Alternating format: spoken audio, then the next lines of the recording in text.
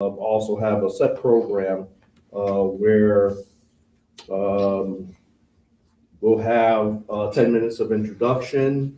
We'll go through 15 minutes of LaRon McClain will talk about some of the issues that he went through and why he's here. 60 minutes of panel session, 20 minutes Q&A, 10 minutes closing. I am your moderator. My name is Keith Dodds. I have a master's degree in clinical psychology. I'm getting my doctorate in clinical psychology. I will start working on my dissertation in May. So as of this time next year, it will be Dr. Keith Dodds. Okay. All right. And so as we get started, let's get started with some of our introductions. And we'll start from my right all the way down. And then LaRon will give his. So good evening. My name is Abdul Rahman Muhammad. I'm the executive director of My People Clinical Services in Hartford, Connecticut. My People is a 95% African American and Latino run agency right in the middle of Hartford. We primarily do supportive housing for young adults. We have 6 supportive housing programs. We also have our fatherhood program.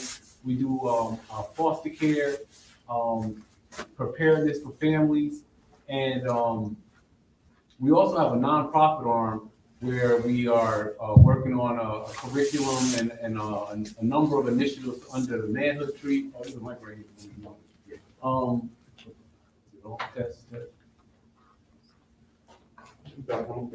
We have a scholarship under our nonprofit as well, and a number of other grant run programs that we run in our nonprofit organization. Thank you. Thank you.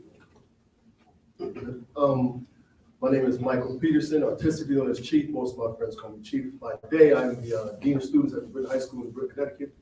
I also am a part-time mental health associate at Connecticut Valley Hospital. I work on the psych board. I experience a lot of this stuff on a daily basis, so I'm very privy to some of these adversities that we are unfortunately facing. I'm also the curator and host of the All Black Men Need Therapy podcast.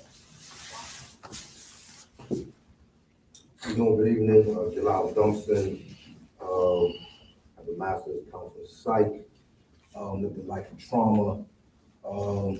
Sort of started a group called Still Sharp and Still, because men, and predominantly men of color, we normally, soft, talk about how you feel.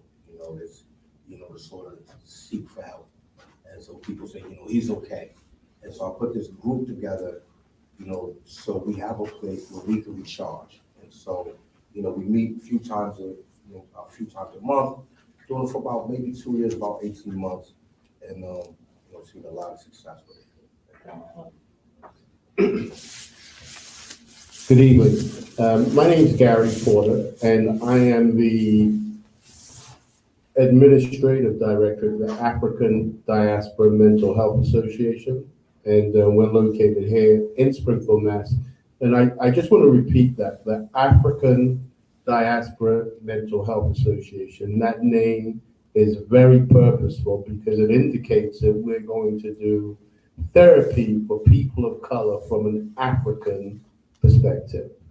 And we believe that that is the only perspective that can heal Black men, Black women, Black children, and Black families. And a failure to do that is a failure to serve our community.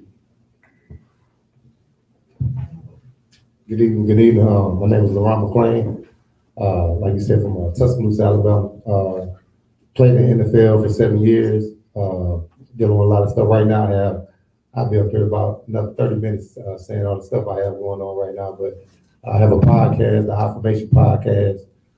Me and my co-host Ben Hall, which we talk about just NFL content and just real talk, just like every man said up here, just a daily for me, just dealing with mental health. I deal with it every day, just trying to maintain it and trying to deal with it. So I know when it's my time to give a talk, I share my story with you.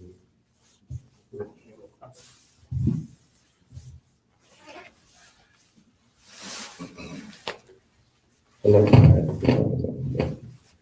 I said, my name is LaRon McClain. I'm from Tuscaloosa, Alabama. Spent 7 years in the NFL, 4 years with the Baltimore Ravens, 1 year with the Kansas City Chiefs, and spent my last 2 years with the San Diego Chargers.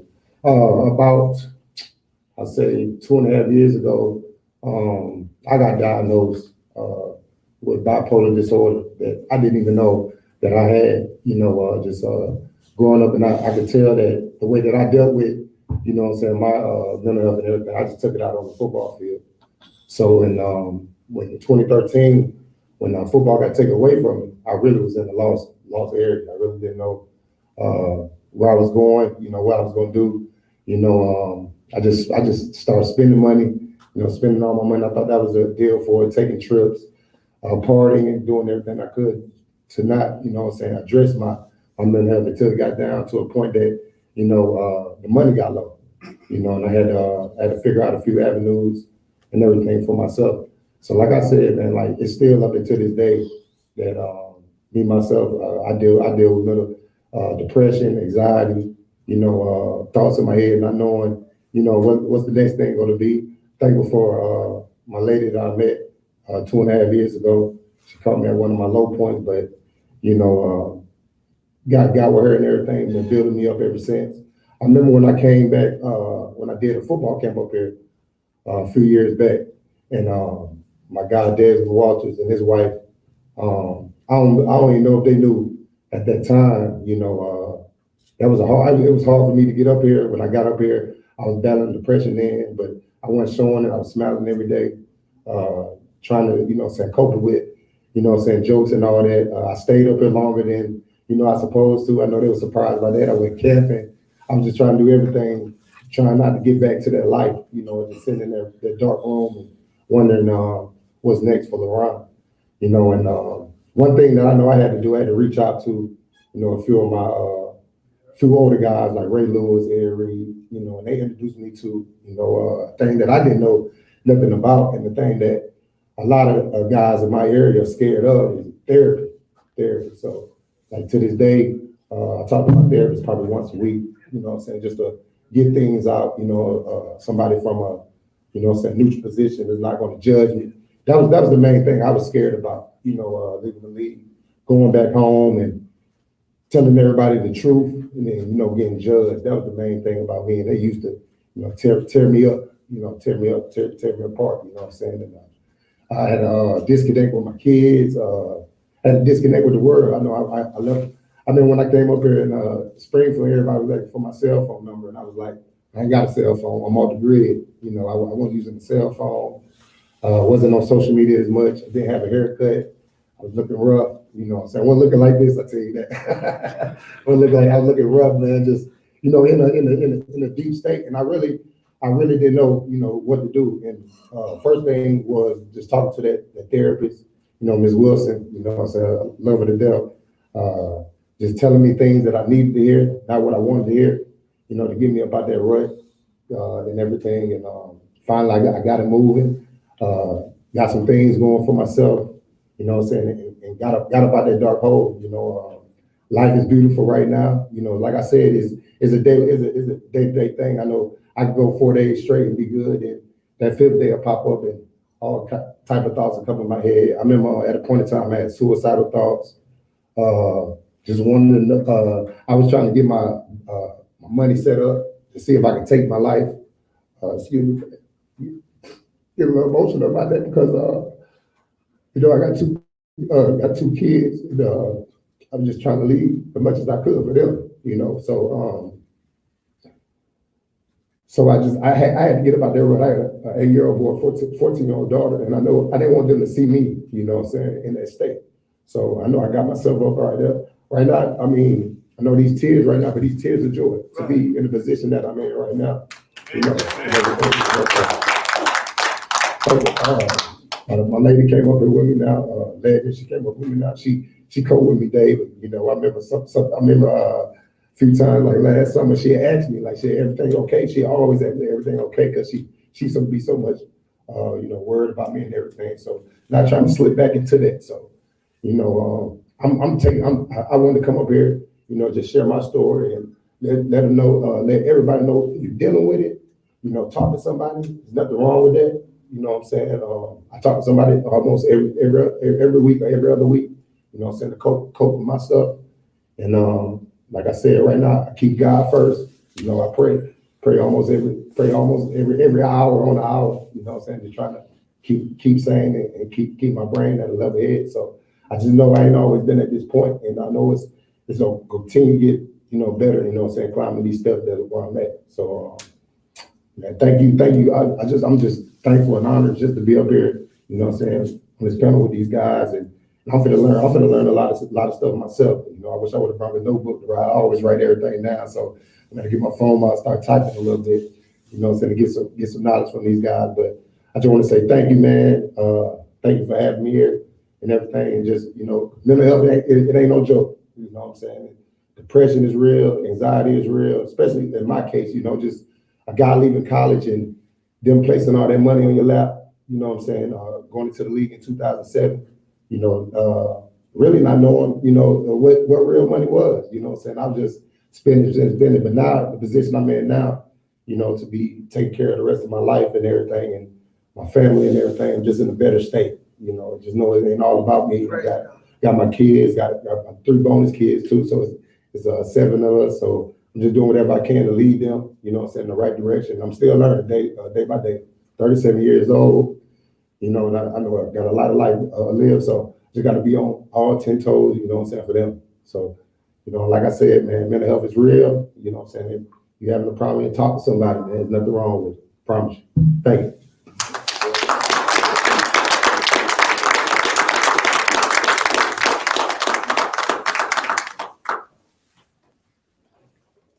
The one thing we want to kind of make very clear here as Black men, I don't believe that there is a Black man in America that has not dealt with some mental health. We have a lot of unique things that go on in our lives that have not been good for us. And the start of this thing talks about invisible. And in our community, it has always been one of those things we don't talk about. Black folks in general did not really deal with mental health. You know, I grew up in a sense that if you was going to see a therapist because you was crazy. So even in that sense, I had to change the way I felt about it. And so we have dealt with so much over the years, just a cloud of stress that is on a Black man. You deal with microaggressions on the job. You deal with, you know, just straight up racism in your face. You know, all of the different things that we deal with. And a lot of times what we have done is we've brought that home and we've taken it out on our own families because we didn't know where else to go. And another thing that has happened with us as Black men, we don't talk to one another. You know, we have always felt as if discussing it is contagious. And, you know, you got about 5 minutes and that's about all we're going to give you. Now we'll do other things. We'll take you to have a drink. We'll do other stuff, but we're not going to sit down and have a serious conversation about some of the hurts and pains that you're going through right now. And so that has been a problem. And so these are the things that we're trying to bring to the surface and stop keeping buried down, that we deal with these things. And another thing that we have to understand is that in our community and in other communities, what people accept from Black men and what they expect from Black men is anger. But they don't accept any other emotion. If you start showing emotions in our community, folks tend to think you're weak. They tend to think that you're vulnerable. And the one thing that we do not want to show is vulnerability, because people tend to want to eat you alive. But we have all the emotions that God has given us. It's not just anger. But when you're not allowed to express those feelings, and when you're not allowed to talk about those feelings, and when it's not made to be the norm in our society, that's the reason why we're here today, to try to alleviate some of those issues, that people can realize that all of us have dealt with depression, anxiety, you've dealt with all type of things, suicidal ideations, everything else, because of the way that our lives have had to go. Now, as we get started, some of the things that we want to discuss, that some of the mental disorders that are affecting men include anxiety disorders, including social phobia, attention deficit hyperactivity disorder, ADHD and ADD, autism spectrum disorder, bipolar disorder, borderline personality disorder, depression, eating disorders, obsessive compulsive disorders. Now, as we get started, one of the things that we wanted to discuss with the panel is how Black masculinity norms affect the mental health of our Black men. And we're going to start, well, let's start here, as I said. Some of the traditional ideas of Black masculinity have caused many Black men to struggle with being vulnerable, open about their mental health challenges. What are some of the things that as therapists, as clinicians, that we've had to deal with trying to bring those things to the surface? So I think it's a great place to start. One of the things that I've been working on for the last 2 years is what I call the Manhood Tree. And the Manhood Tree started off as a conversation where men could talk about the different phases of their development and deal with some of their past trauma. So I say we talk about the 6 hoods: boyhood, young adulthood, brotherhood, fatherhood, manhood, and neighborhood. And so each one of those hoods is an area where, for Black men in particular, there might have been some trauma, there might have been some things that they wanted to be able to express, but they didn't have the space to be able to express it. And so through our group, what we do is we use the group. Every part of the group allows for them to use their voice and kind of talk about their feelings, their thoughts, their ideas about those different topics. And so I think that one of the things, this panel, this whole presentation tonight is very important, because I feel like you were just saying, Black men have been conditioned to be tough and to express anger. And so one of the things that in our group that we also do is we talk about the full spectrum of emotions, and we talk about how they can be able to utilize other ways of expressing themselves other than just anger. And so I think that all of us probably on this panel are trying to give men different options on how to be able to express themselves. And what is most important for me is to allow men a space where they can kind of deal with their trauma and put it out front and speak it, and then be able to move forward from there. So because the issue with trauma is that we just keep carrying it and carrying it, and it's all this baggage that we have on ourselves, and it prevents us from being able to be better fathers, better brothers, better husbands. And so we always, whenever you get a group of men together, we'll quickly talk about sports, we'll quickly talk about women, but we won't quickly talk about how we feel and how the things that we're going through in our lives. And so I feel like it was important for me to create a space where men would be able to do that. Chief? Okay. Yeah. We just hold the theater, right? Thank you. Okay, my whole journey in itself along this path started based upon what was wrong with me and what was wrong with the people I grew up with, and so we were taught that's soft, and so the only thing I knew was anger and violence, right? And so the way I look at it, and trying to help other people as I attempted to help myself first was, it's almost like drowning, or treading water, I call it. And so here we are as men, like most people, and especially if you're a strong man, or what people perceive as strong, you're the one they turn to And so, he's all right, and so while you're treading water, they're still putting stuff on your back. And so you trying to help other people to the shore, but you drowning and no one's even really looking at you to see if you're okay. And it's soft to say I'm not okay, right? And so what I teach my son, my youngest son, is my oldest son, I've probably seen him cry 3 times in his life, and he just experienced a real tragedy, and that was one of them. What I teach my youngest son, that it's okay to cry, you just can't cry forever. So you cry when you feel it, and then we're gonna figure out what to do after you cry. And so the reason I put the group together is I started watching how we were suffering. And so I figured before we could save our families, we had to save ourselves. So even on the airplane, when the plane's going down, they tell you, you put your mask on first before you help even your kid. And so the way I looked at it was, so we do the group Still Sharp and Still.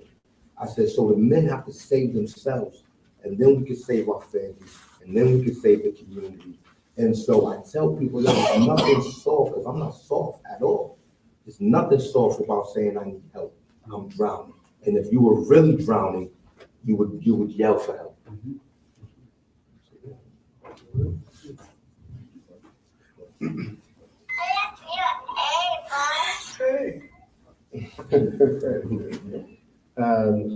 The first thing I want to say is, if we're honest, Black men have a right to be angry and should be angry. I think the issue is how do we navigate our anger and how we get better from it. When you began, you listed off a list of disorders, and I really believe, the African diaspora really believes that all of those disorders are rooted in the destruction of the Black family. And so you cannot fix any of those disorders unless you actually know the root of them. And the root of them, as I just indicated, is the destruction of the Black family. So it's impossible. We're always going to have anxiety. Always going to have anxiety. We're always going to be depressed unless you can address the actual root of our problems. So in terms of the Black masculinity piece, we don't have anywhere to talk to. This is a safe space, right? So we can have a conversation here, but we have no way to emancipate ourselves from our emotions. So if we have some safe spaces where we can be honest and talk about racism, because this is what this really is about. All our issues, we can continue to have this Eurocentric conversation and talk about, with all due respect, anxiety. Well, we know what anxiety looks like. The issue is, why are we anxious? That's the issue. Why are we angry? That's the issue. And we can see why we're angry. We need to address why we're angry. Once we can do that, once we really begin to deal with the issues of race, racism, white supremacy, etc., you will see that we will begin to heal ourselves. And I say that respectfully. And, our white counterparts that are here, we know this, you know this, because all the research tells us this. And I'm just going to say, if you're familiar with the APA, those of you, right? And Doc, I know you are. Well, they just apologized for 125 years of lies, where all of this science that they have given us has kept us sick as a people. Where all of their science that they've given us for the last 125 years have kept us in the same position. So it's the root of all our conversation must be around race and racism. And this is not an attack on white counterparts. It's the only way we're going to get healthy. I'll just say, as for, just being in my position, as in just since a kid, being raised by a single mother, never knowing my father at all, just trying to prove just, the anxious and just trying to prove something to somebody that, you know what I'm saying, that I'm a man, you know what I'm saying, since a kid, you know, and then, you know, feeling like I'm a man when you get all that money in 2000, you know, in 2007 and doing that. And then when it gets stripped away, you feeling like you know, you're not a man anymore. So psychologically, I know with me, it was just like, I was just thinking money was the, you know what I'm saying, the issue and everything. So I just think as, you know, young guys and young man like myself, or just any guy, just anxious of proving themselves, you know what I'm saying, just trying to get out of that bubble, just trying to be, you know what I'm saying, the man, you know. And I think, you know, a lot of guys that I know that I went to school with, you know, dealing with that, you know what I'm saying, dealing with them issues right now, you know, just trying to prove something, to somebody. I know I say you shouldn't be ashamed, you know what I'm saying, anything that you're going through, you know, talk to God first, you know, and get the help that you need. You know what I'm saying? That's the main thing.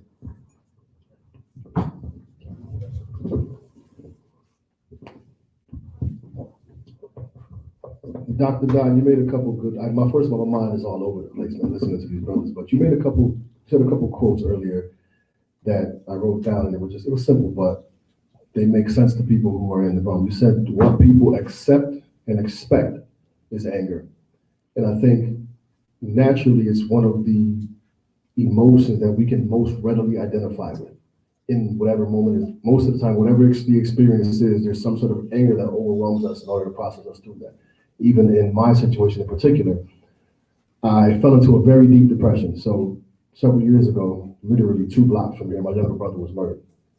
And at the time, you go through those things and you just think it's, because you're not aware of the mental health matters, you think it's sad. You're supposed to be sad. You just lost your brother. You're supposed to be sad. So for 2.5 years, I'm sad. We don't realize that. So I'm well out of my depression now. And I look back at it like, yo, that was depression. That's what that is. But we don't know what we don't know. And if you don't have a strong enough circle around you pointing you in this, when you're always, you know, at a young age, as traumatic as this may seem, a lot of us have been the man of the house from a very young age. And we credit our parents, you know, for raising us the way they did, but that's traumatic. And we don't, you know, at 8 years old, you're the man of the house, forced to be. That's traumatic. But we take on that responsibility with our heads up and our chest out. Not until we get older, we look back at it going, wow, there was a lot of pressure placed on me, but what you don't know. And to piggyback on Mr. McLean's sentiment, you said you reached out to Bray and some other fellas, you had a circle of men around you who pointed you in the right direction. So I think the first thing is, well, not one of the first things, but one of the main things is having people around you who can support that and recognize that. But a caveat to it is a lot of us aren't willing to accept that. When I tell you, bro, are you okay? And you go, yeah, I'm fine. I'm like, you're not, because I see you're not. We still want to put on my cheese and go, nah, I'm good. Because we were taught to fix it. We were taught to be the man. I mean, being a man doesn't mean we don't cry. This brother just stood up in front of us in tears.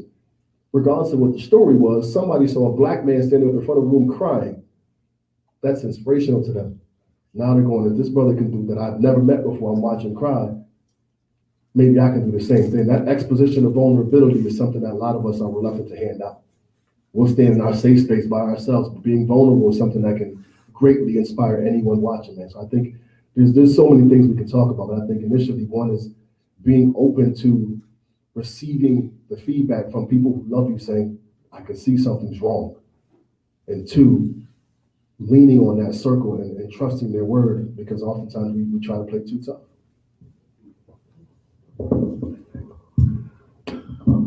Thank you. And that is something that we really have to take into account. That number one, we need a circle of people. Number 2, we need people we can trust.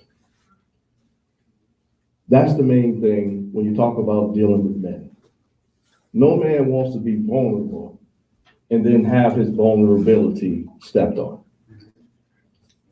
That's the problem, is that, you know, the fear that we have, even if you're not doing it, the fear is if I expose myself, if I open myself up, if I tell you what's really going on in me, that I cannot take and do not want you stepping on my vulnerability. And so we've been taught from children, we've been given a mentality, men don't cry, suck it up. Think about this. I heard something that Daryl Moss said on the radio program yesterday. It really stuck with me. And he talked about our children and how our children are labeled in the school system of being problems and being, hard-headed and just don't want to learn nothing. But nobody takes into account that some of these young men and young women have watched their friends get shot and killed in front of them. And then you give them 1 day or 2 days of counseling, and you send them back to class, and then you wonder what's wrong with them. Our children, our adults, are dealing with trauma. And in order for us to deal with these issues, and especially as men, there's nothing wrong with saying, I'm hurting. But if I'm going to open up and tell you that I'm hurting, I don't need you to throw that back in my face. And that's the main thing, that we have to learn how to change the way we feel and the way we think about how we're doing with things. And so, and that's, when you talk about masculinity, even it says that the media portrayal of Black men, traditional media portrays Black men hasn't helped. The way we've been portrayed, the way we've been looked at, the way even like when things happen, folks say stuff like, well, they can take it, that's their society, that's what they deal with. No, we don't. We don't want to deal with our children getting shot. And we don't want to deal with not being looked at as a man and as a human being. And so, and one of the things that was talked about, we were talking about different things, but you were talking about dealing with the root cause of a problem. And LeBron, being in the NFL, I was looking at a study that was done, and the NFL just in 2021, because of CTE, have stopped what they call race norming. And you know about this. Race, if you don't, race norming is when a lot of, especially I'm dealing just with the NFL, when they set aside, I think it was $10 billion for them for all the different concussions and head injuries that they had. And so in order for you to get this, a part of this money, you had to go before doctors and panels and be assessed. When Black men in the NFL walked through the door of doctors' offices, they lowered their cognitive skills and abilities by 30%. Soon as you walk in the door. Not because of any kind of medical studies, but this is the kind of biases that we've had to deal with. So when you walk in the door, they're saying every single Black man in the NFL has a 30% less cognitive ability than the white man who played in the NFL. And they weren't qualified for this money. And this is 2021.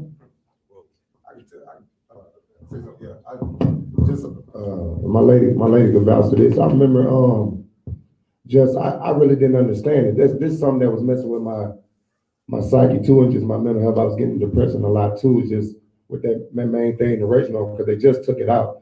I was wondering how can I go in there in front of a doctor and plead my story to them. They want to know about my childhood. They want to know about everything I went through as a child. And they mark it off, and they just say. And I remember the doctor told me, he's like, all right, just talk to the other doctor about the childhood. And like, he just shooed me on. And it's like the meeting.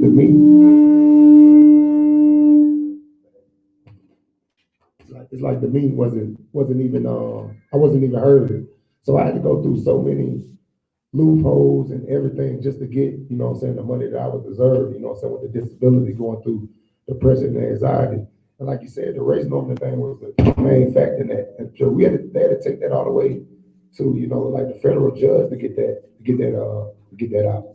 So that's, just like he said from the get-go, it all starts down with the racism. It's right in, right in the NFL for sure. It's white counterparts, they get accepted, they get, everything get green light on everything, and we got no, we gotta keep going back and seeing doctors and doctors, and even to the point when guys get approved, the NFL will appeal you. Like, you really don't know what a guy going through when he's out of the league and he's at home and he's doing this and doing that, and you trying to explain to them. I remember I went viral when I asked the NFL. I said, I need some help. Like, I need some help. Like, I done gave blood, sweat, and tears to this game. I need y'all to help me.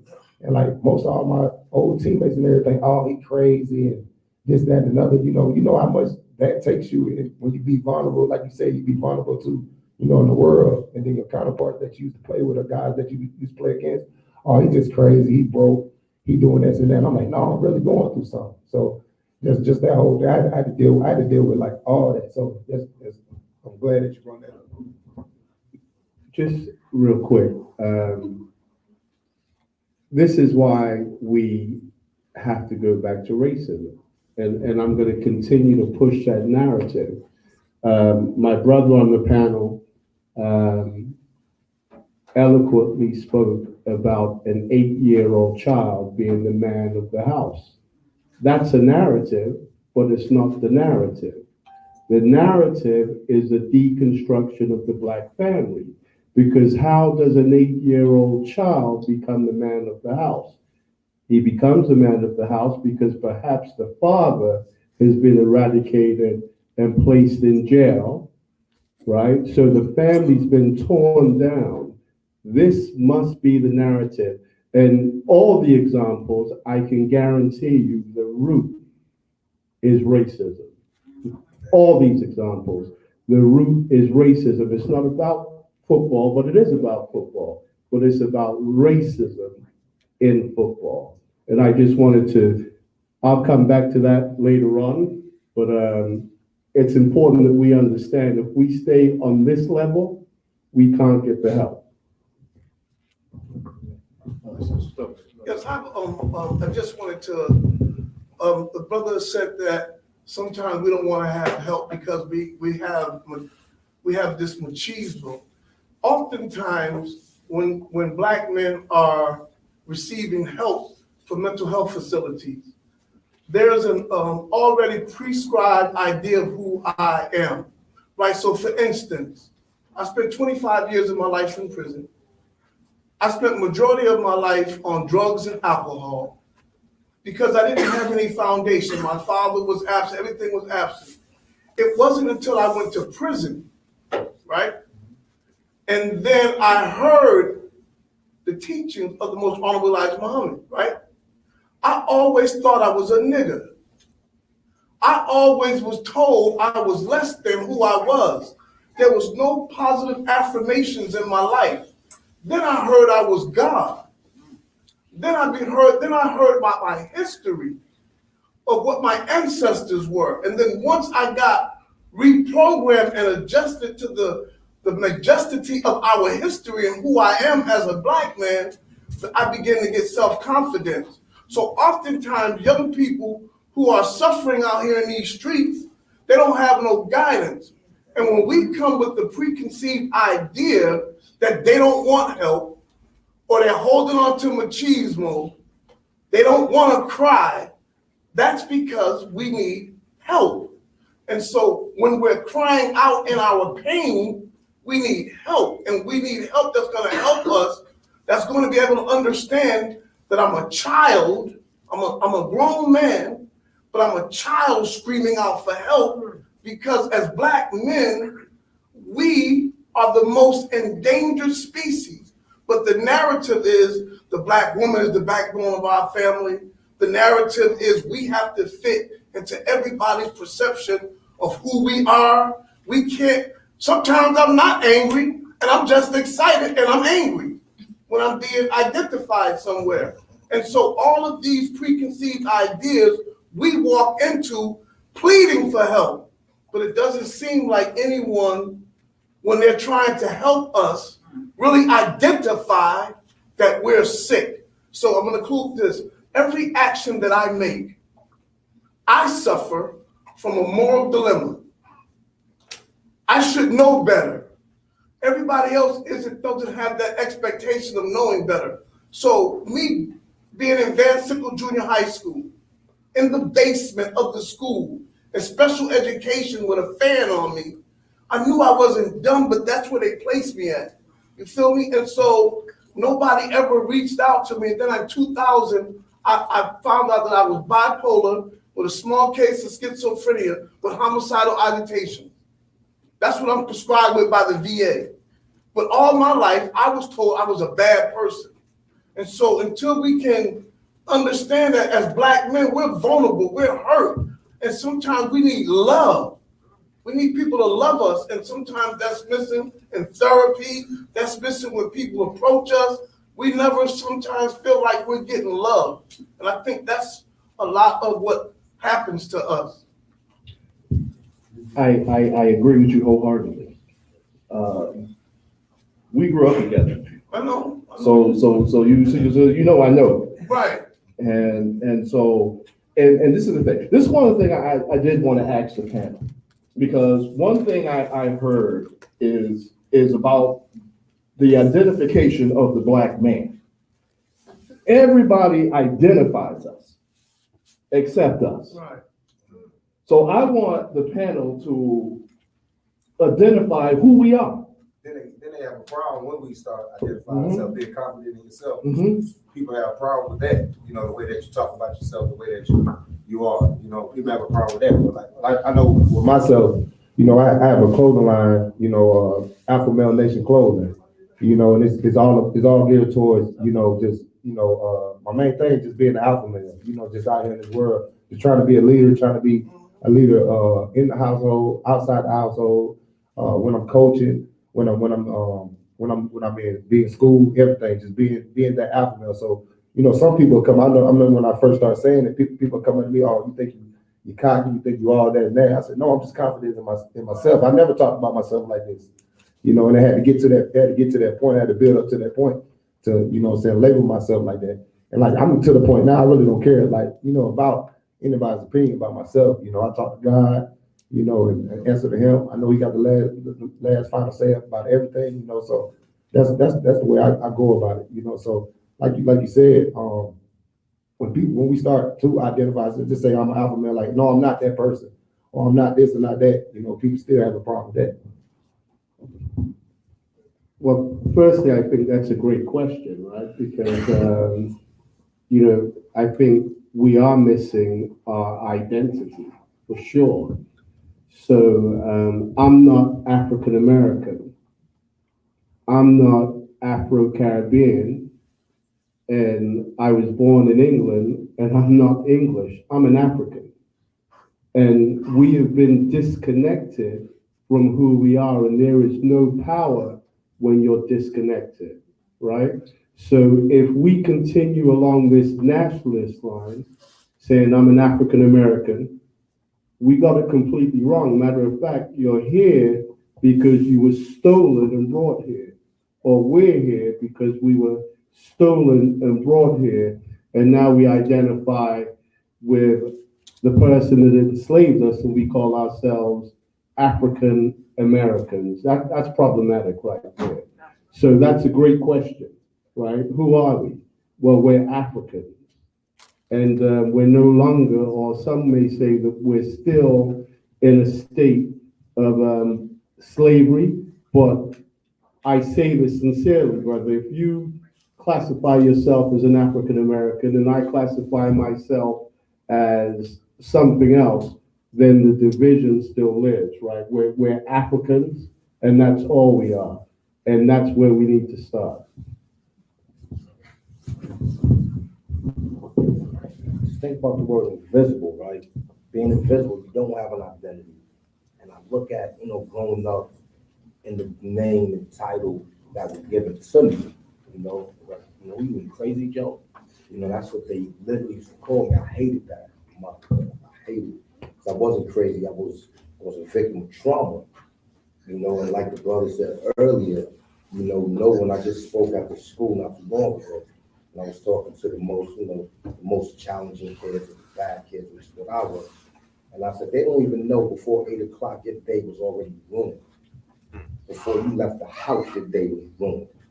you know, and so I used to walk into school and look to see who I could share some of my pain with, you know, 'cause I didn't know how else to do it, so I had to hurt somebody in order to sort of get it off my back a little bit.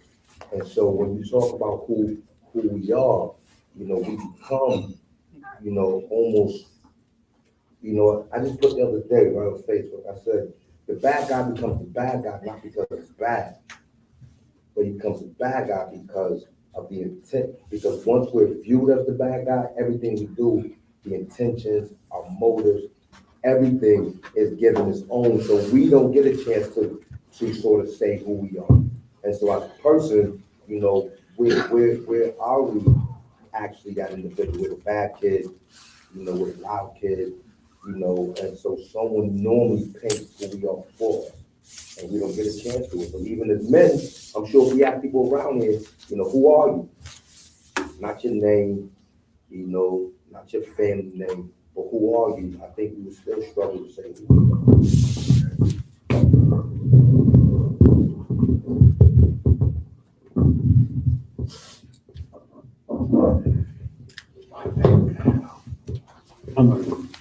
So, when I think about, like identifying who I am, I think of the power of the words I am.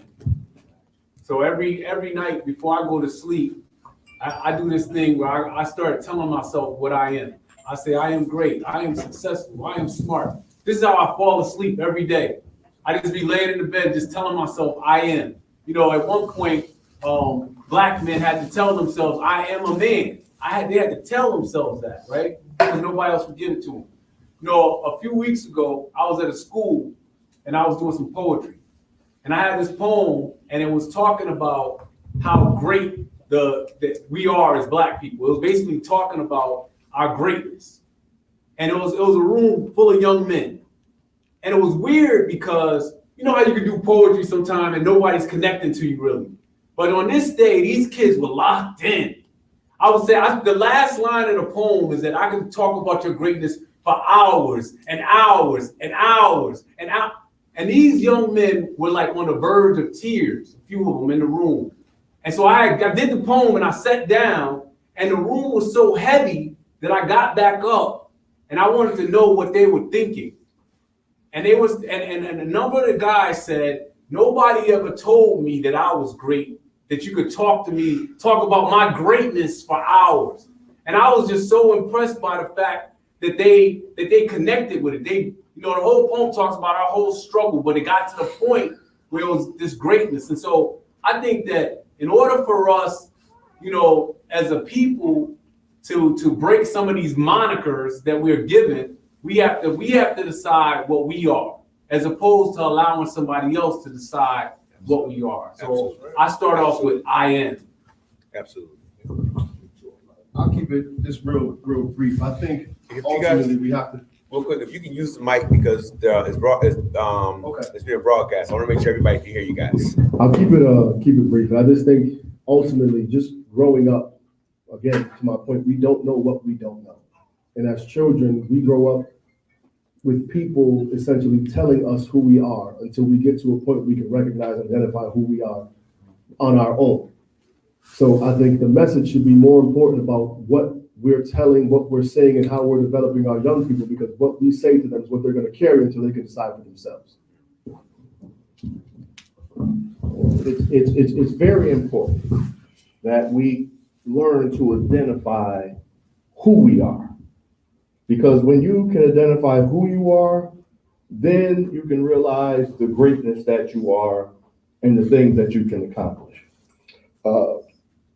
When I was in class, finishing up my master's degree, and part of psychology is cultural, and they talk about different cultures and how they are, what they respond to, whether they are good with therapy, whether they are not, how their families run, whether they're masculine-led families, who makes the decisions, how things are going.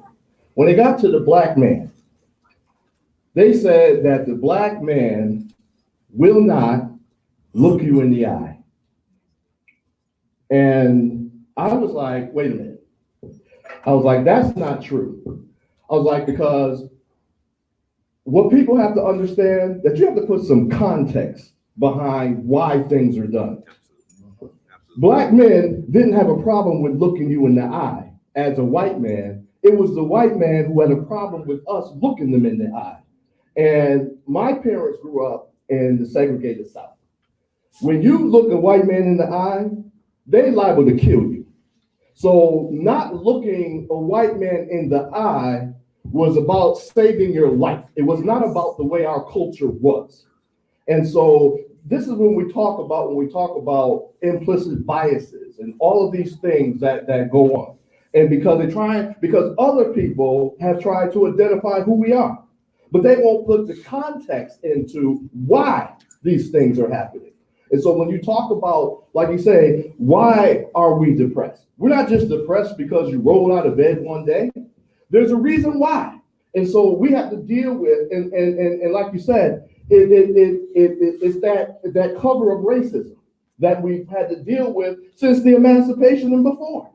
And everything that we've had to come through, everything that we've had to deal with. And then you get to this point in time, and you got folks telling you, just get over it. And so, but nobody wants to deal with it. And so, and these are the things, when you talk about who do we identify? How do we identify? Who are we? Who are we as men? What are we as men? And not taking a back seat to the things that people have put on us. And so that's why it's important. It's important to teach our children. It's important to teach ourselves that we are, like Jesse Jackson said, we are somebody. I think James Brown said it best. He said, I'm black and I'm proud. And that's what we have to identify with. Instead of identifying with the things that have happened to us and the things that we've done. That's not who we are. That's not who we are. And so, and that's part of the mental health issues that we have, is when you have, like you said, when you have no identity. Everybody else has tried to identify us except for us. And so as far as that goes, it's time for us to take the reins back when it comes to identifying who we are. One of the other things it talks about is the portrayal of the black man in the media, the portrayal of the black man in movies, in television. And the one thing that you learn through psychology, that none of these things was done without forethought. Because if you keep putting an image in front of people long enough, they're going to identify that that's who you are. And what I want you to do when you leave, when you start watching the news, watch the news and see how they portray us when things are bad. When they talk about murder, when they talk about AIDS, when they talk about anything that's negative in our society, see whose image they continue to bombard you with. Because that is how they begin to shape who we are. How many people have begun to watch the new Fresh Prince? Anybody? Okay. So I bring this up because it's a great time to talk about portrayal, or how we're being portrayed. So for those of you who remember the old Fresh Prince, that was a pretty intact, functioning family, right? Yep. You agree? Yes, sir. Absolutely. So the new Fresh Prince, they've turned Carlton into a crackhead, right? For those of you who've watched it.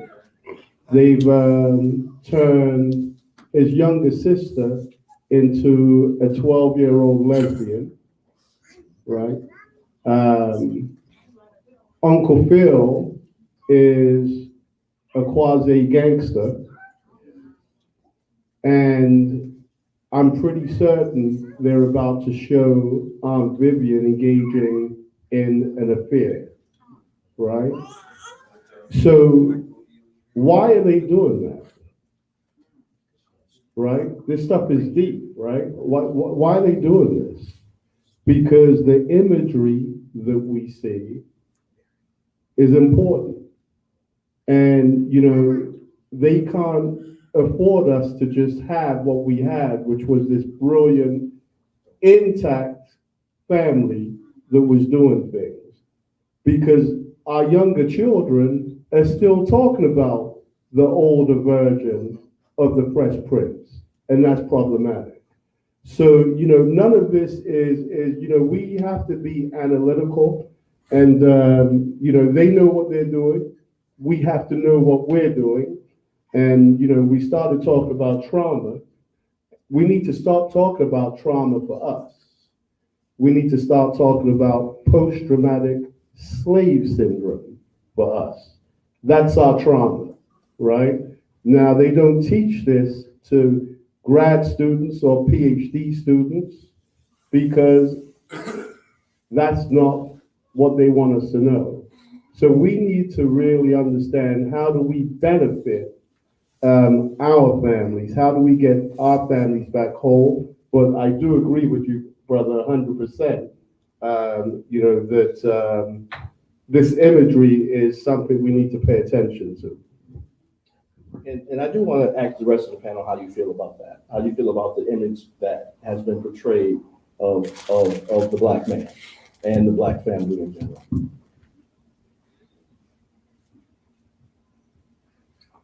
So I know you had a... No, I just wanted to, because Gary was talking about the root cause. So before the Emancipation Proclamation, Black women were considered to be mothers. They was feeding everybody, feeding white babies off of their breasts. Black men was described as affable, goofy bucks. Then Reconstruction came in, right? The lynchings came in. Then Birth of a Nation. And in Birth of a Nation, Black women now became portrayed as, once they were mothers and feeders to whores and Jezebel. Black men started being portrayed as violators of white women's flesh. So the great queen mother of psychology says, Frances Cress Welsing says, if anything we're talking about, and we're not talking about the destruction of white supremacy, every exercise that we exercise in is in futility. So the root cause is white supremacy of our demise. And so they portray us like that. And that has been the root causes of the portrayals that we see. So how do we combat that betrayal that white supremacy set up? Because our enemy is, according to Dr. Frances Cress Welsing, is white supremacy. The root cause of our portrayal comes from white supremacy. So when you raise your hand, how many of you watched the new Fresh Prince? If people are raising their hands, that's a problem. Because how much time do you have to waste watching the new Fresh Prince? So that's how we get programmed. Grown men shouldn't be watching the new Fresh Prince. Isn't there more valuable things that we could be doing with our time? So there goes the problem. So I'm done. I'm sorry. So one of the things is, as I've been hearing, is our identity. And I think our biggest problem is, as people, we don't have a unifying identity. We want to say we're Black, we're Negro, we're colored, but none of that is in the governing document of this nation, which is the Constitution. And what is our problem? It is that little clause, the 3/5, that is still the law of the land. Mike Huckabee said this in 2015. We are not citizens. Malcolm would say that. If we were citizens, we would not need a Voting Rights Act. These immigrants do not need a Voting Rights Act. We need to be up in arms with the fact that this country is willing to give Ukraine $10 billion. We've been asking for money, reparations, and what I call subrogation. That's the proper term, because it's subrogation, because we are being wrongfully, taken advantage of by a group of people. That's the term when we make a claim. It's not reparations, it's subrogation. That is our money that our ancestors worked for. We need to be going after the hedge fund companies, these speculators. Again, the Freedmen's Bank, when they stole our pennies, our nickels, our dimes, which in over a few years was $75 million in 1870s money. Gone. You know, we need to talk about how we lost our housing in 2008 because they sold us toxic loans and tried to blame it on us. That's absurd, giving us predatory loans. So we need to have an identity that we can unify around. And that's what whiteness does. And I don't like to use the word white supremacy because there's nothing supreme about being violent and savage and barbaric. There's nothing supreme about that. Call it what it is, white violence and terror. You know, we need to stop using the word slave. My mentor is Dr. Warren Perry of the African Burying Ground. And one of the things he says, we use archaeology to show that our ancestors never accepted that condition. We always resisted. So when we're looking at the material objects on the plantations, or even here in the north in the attics or in the basements, we see that our ancestors were always resisting. And we weren't always violent. We would break tools. We would work slow. There are always ways in which we resisted. And this is why in the north, and they say because it wasn't profitable. And in the south, they don't talk about how ancestors were always resisting, rebelling through violence at times. And they were petrified. This is why they said in 1808, we're going to stop the importations of such persons, because they were petrified. Understand that. And again, turn off the TV, turn off the radio. I call rap music today, that's nigga music. You listen to that, you just showing you a nigga. And I don't say, let's stop talking about the N-word. We don't use the N-word, but you treat me like an N-word every day. You treat me like a nigga. You ain't gonna say it. You pulling the trigger like I'm a nigga. We need to sit down and say enough is enough. Yes, sir. So, and one of the last things, again, to talk about is giving our children books to read. So there's a great book called 5 Black Lives about 5 Black men here in New England. James Morris, who was here from Springfield, Brotier Venture Smith. This man was captured. By the time he died, he had over 100 acres of land in Connecticut, 20 sailing vessels, freed his family. Why don't we know about him? He sailed the Patriot Army across the Long Island Sound during the American Revolution. Now, one last thing to talk about, you know, the racism. There's a man in Connecticut named Mr. Fortune. Now, his story was, long story short, he was owned by a doctor named Preserve Porter. They were at the Housatonic River. Apparently, he allegedly drowned. But about in 2006, a team of archaeologists actually looked at his body and found that he pretty much died of, you know, suspicious causes. But when he died, the doctor took his body back to his house, boiled it, flayed it, and used his skeleton, and this is in the 1700s, as a test to go around. This is what they do. Now, what made it so much trauma is the family had to live in the house with the skeletal remains. So, given everything that everybody's been saying, was we talk about imagery and how it impacts us, we talk about history and all the atrocities that took place. For the folks who are like, you know, actively engaging, you know, Black men in therapy, how often does that come up? How do you help people, you know, process that? We have a lot of people who go through a lot of trauma, just based on what they see. We're bombarded with audio and visual images on a daily basis.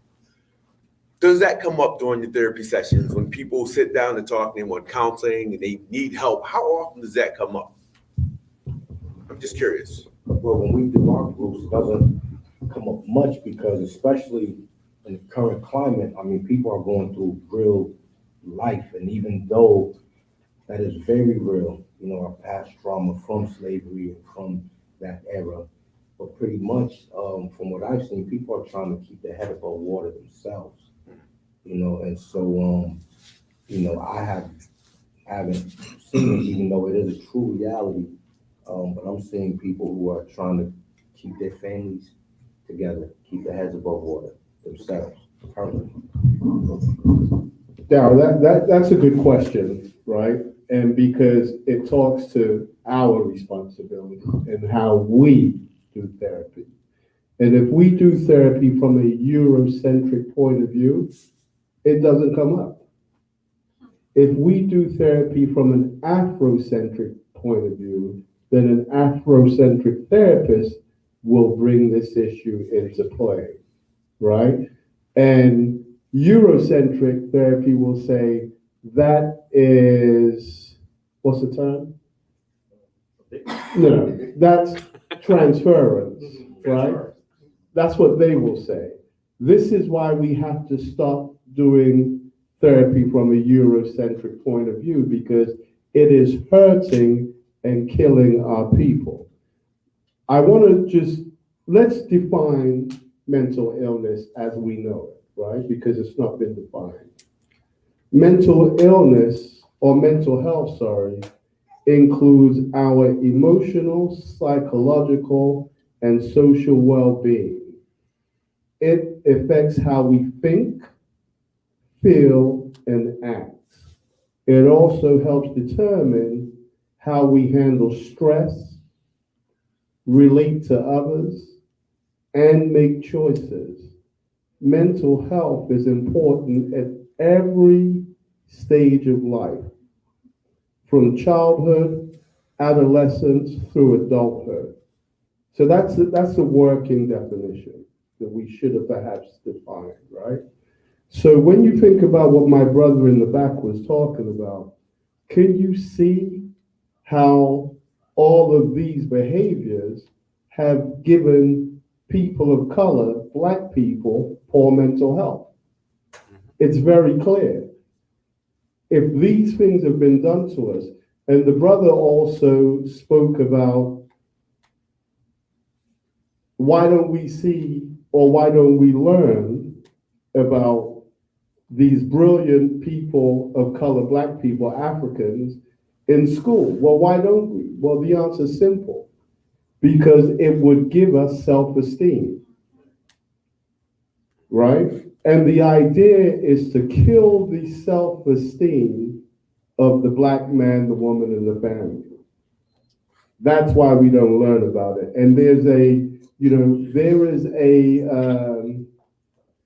an equation for self-esteem, right? The equation is C plus C equals SE, right? Confidence plus competence equals self-esteem. Does that make sense? If you read about yourself, right, you will become confident, correct? Absolutely. Right? And if you become competent, you'll begin to do things and try things. Is that correct? That's correct. And then you'll get self-esteem. Is that correct?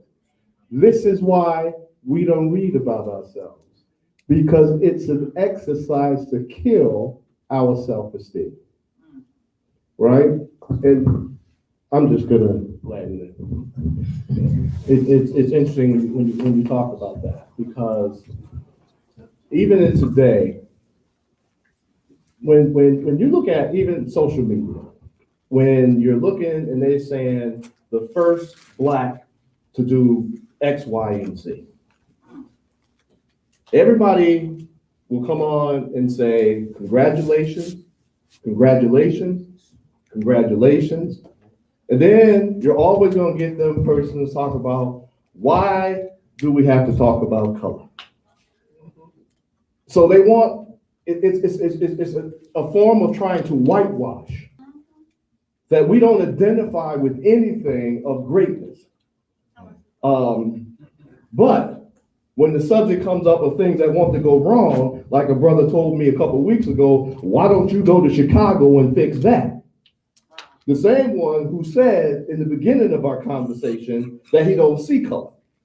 But when he got upset enough, he saw enough color to try to tell me to go to Chicago and fix that. Right. And so this is all of these things trying to make us not be who we are, that we do not have an identity. But when you can see somebody like you accomplishing things, then it gives you the opportunity to say, I can do the same thing.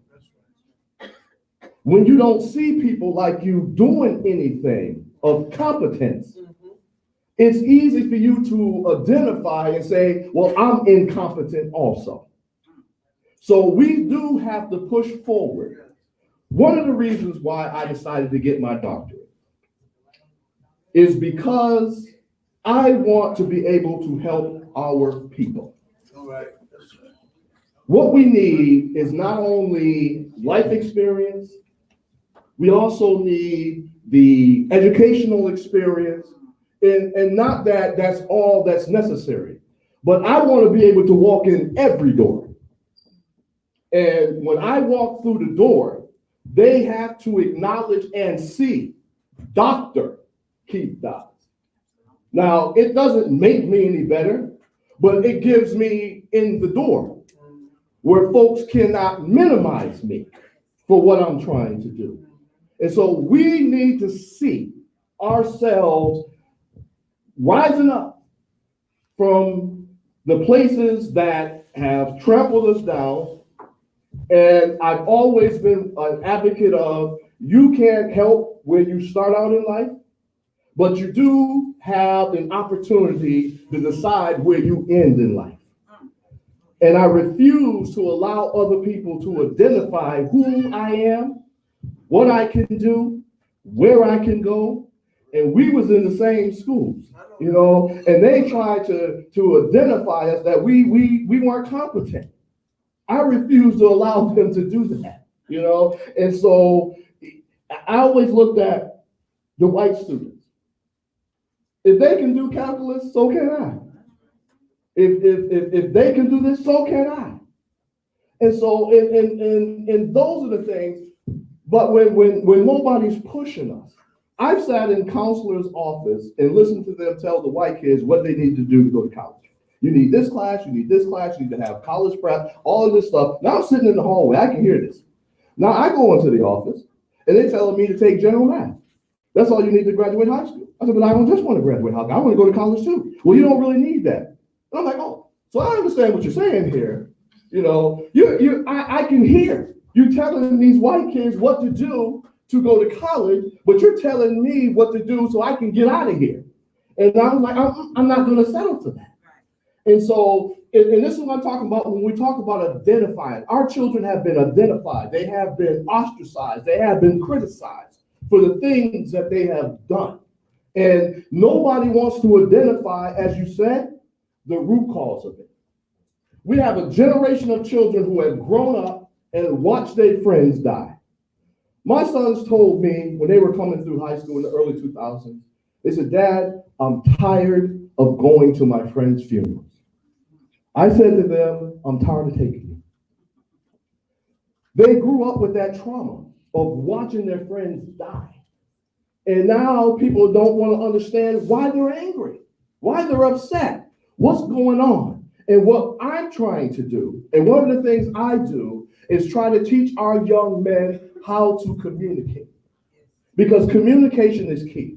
If we cannot learn how to communicate, then what happens is we bring our frustrations home and we take out our frustrations on the people that we love the most because we never learn how to communicate. If our young men don't learn how to communicate, then next thing you know, they got a string of bad relationships, they got a string of bad jobs, and now you're 35, 40 years old trying to figure out what's wrong with me and how do I fix this? Because I've been angry my entire life. Because I haven't been able to learn how to communicate with one another.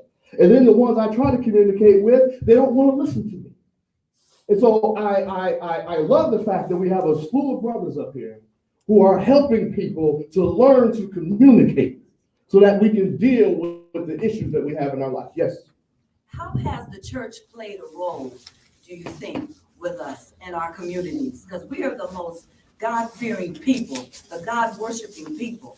So how do you think the church has played a role in our psyche for our young men and our men?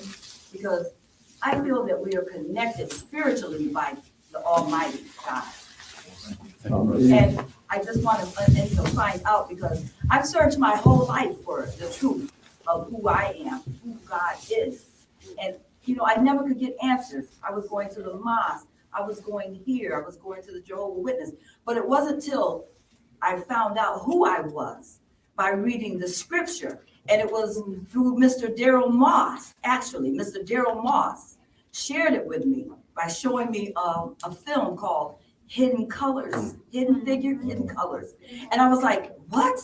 You know, the Black man has done all of this, and this is what he's all about. So when Mr. Moss showed me that, I was like really amazed.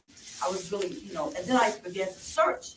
And because I'm searching for my identity, who am I? You know, who I am and who the Black man is. And it was through Daryl Moss's videos that he was showing. And I felt so connected to the Hidden Colors.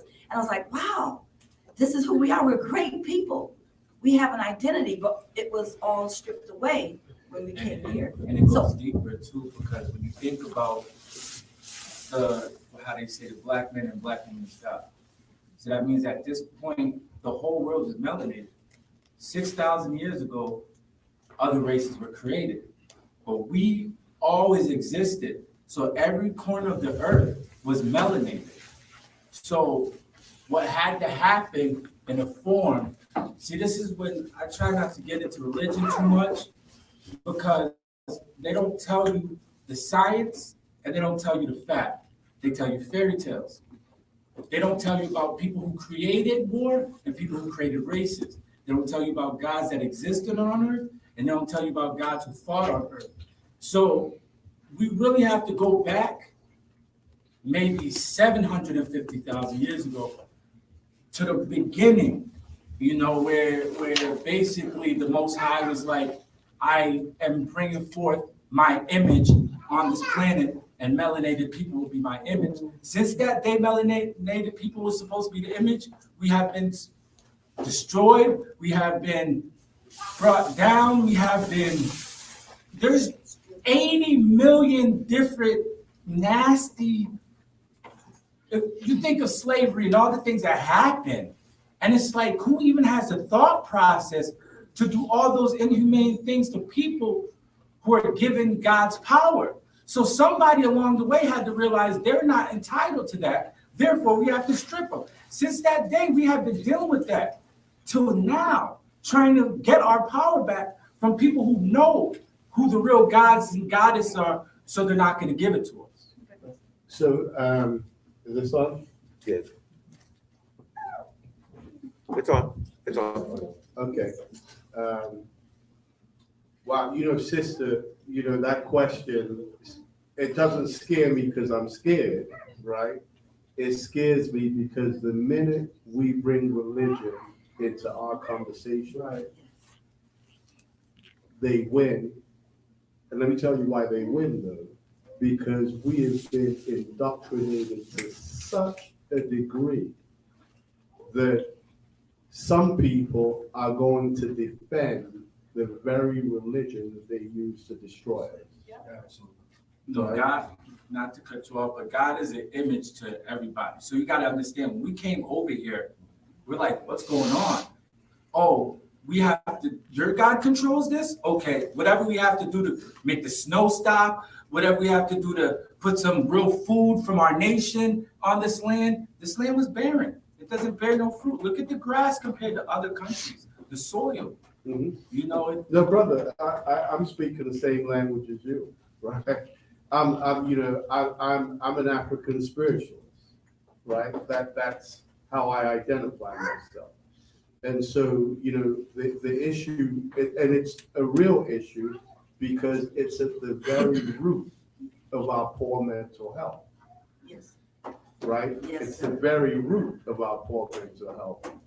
You know, so when we talk about the deconstruction of the Black family, we're talking about the deconstruction of the Black family. And that is the first point where they deconstructed us, when they moved us away from our original belief system. So that's important. I just don't know that we can unpack it in this session. Right. Yeah, that would definitely be One of another the things second session. we do want to understand too and want to get to is, at this point in time, how do we get our Black men into that? How do we deconstruct that whole system that we don't do therapy? And be able to get our men into a place where we can help our men? I think it starts with the exposition of it. I think we have to be able to stand in front of a room full of people and shed tears and tell our stories and be vulnerable. I think inspiration is what guides people to move in certain directions.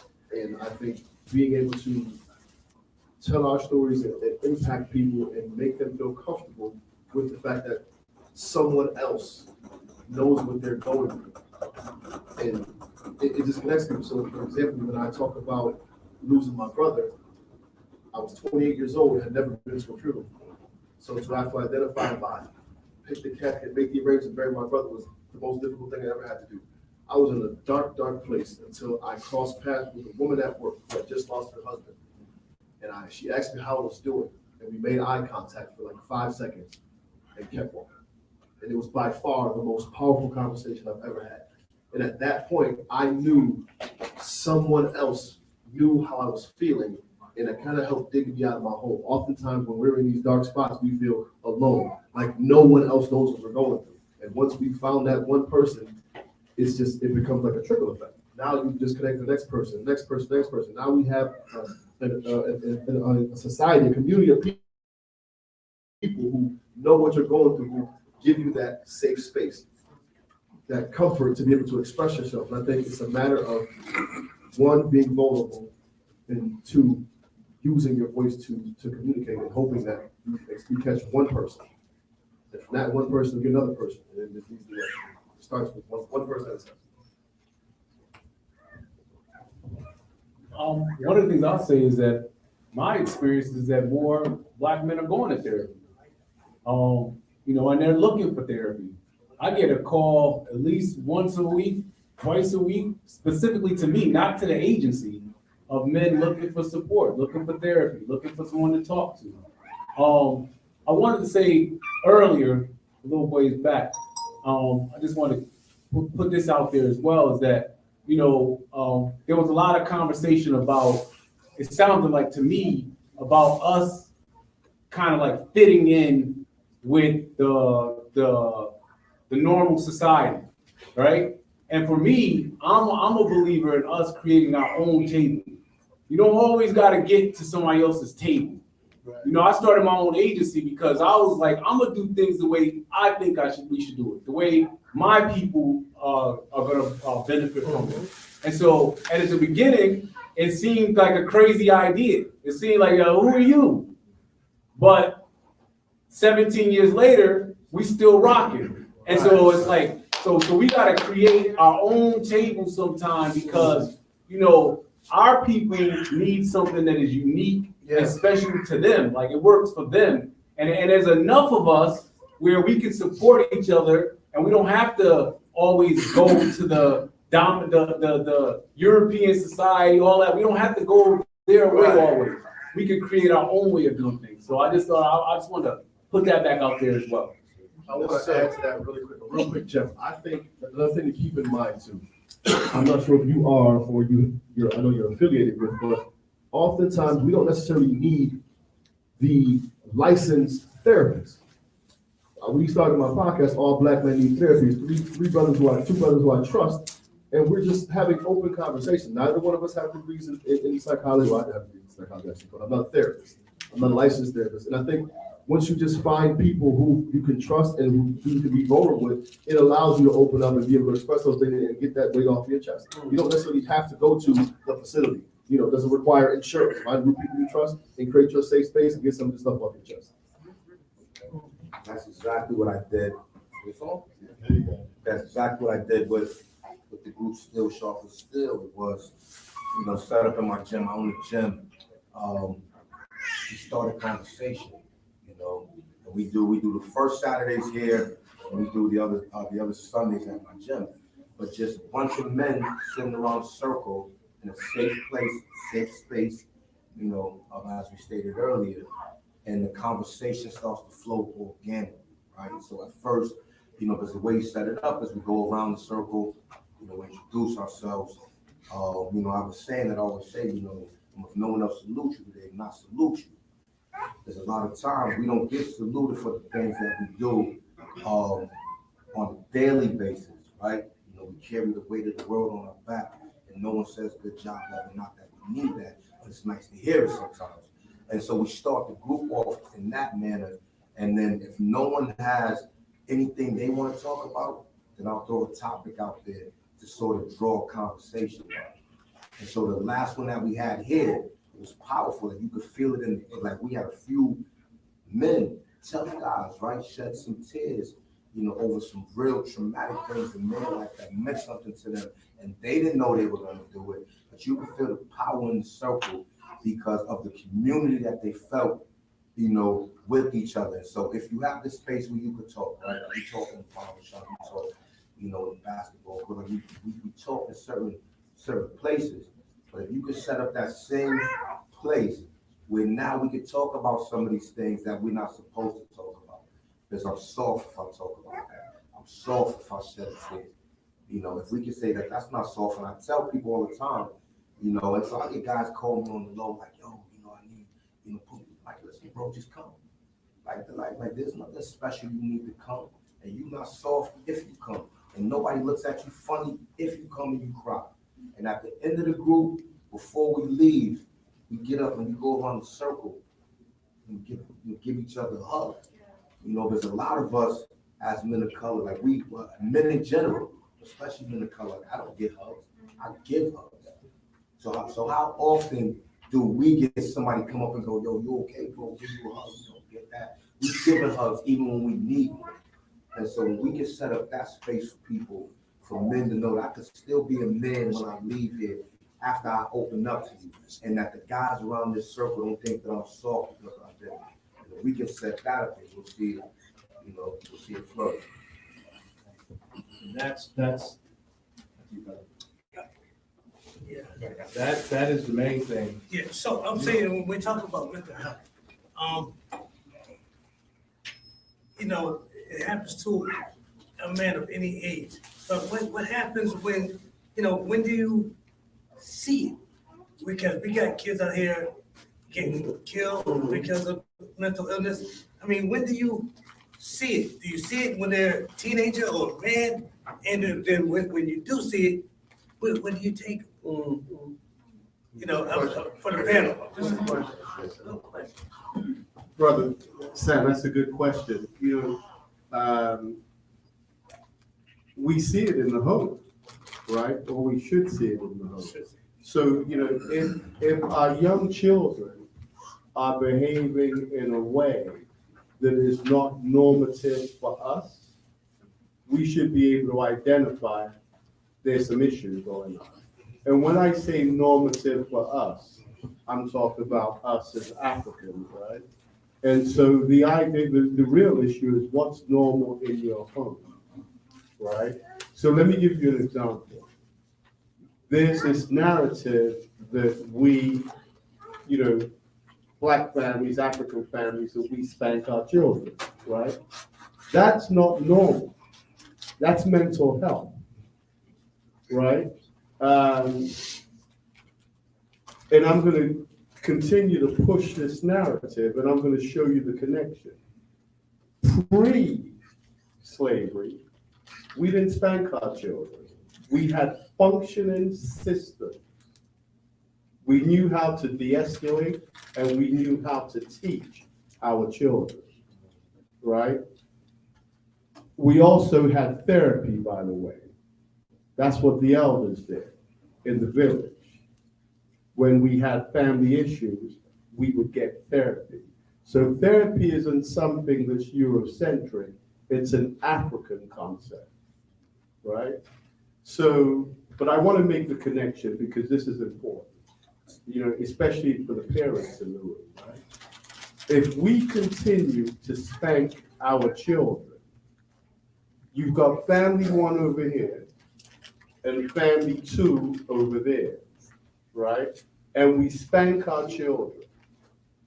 And this family, man, woman, whoever, goes out and he meets a girlfriend from another family, or vice versa.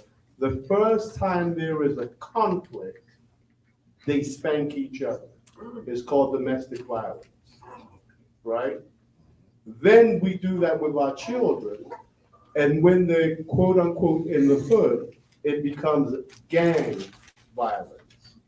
So, unless we really understand what's going on and how we deal with the issue, and also create that to PTSS, link that, to PTSS, which is post-traumatic slave syndrome, if we can understand that's where spanking started, then we can go back and correct it. Do you see how we could then stop the gang violence and stop the domestic violence? It's very simple. The reason why it's not being done is because we don't really know what was done to us. Let me ask you this, so part two of the question. So the kid or what have you, you find out that I think he has, or she has mental illness. Where do we take it? I mean, you say don't take it to the Euro Center. No, I get it. Okay, so firstly, you take them to come see me. Okay. Or one of the, I think we've got about 25 therapists now of color. Okay. And if you don't know where me is, it's the African Diaspora Mental Health Association. That's who I'm referring to. 605 State Street. Where? Springfield, Mass. And by the way, that's Dr. Charles Stokes. And the reason why I call him Dr. Charles Stokes is because we need to have the power to confer our own degree. And not wait for somebody to tell us we're a doctor. This brother is a brilliant brother. We need to be able to do that, right?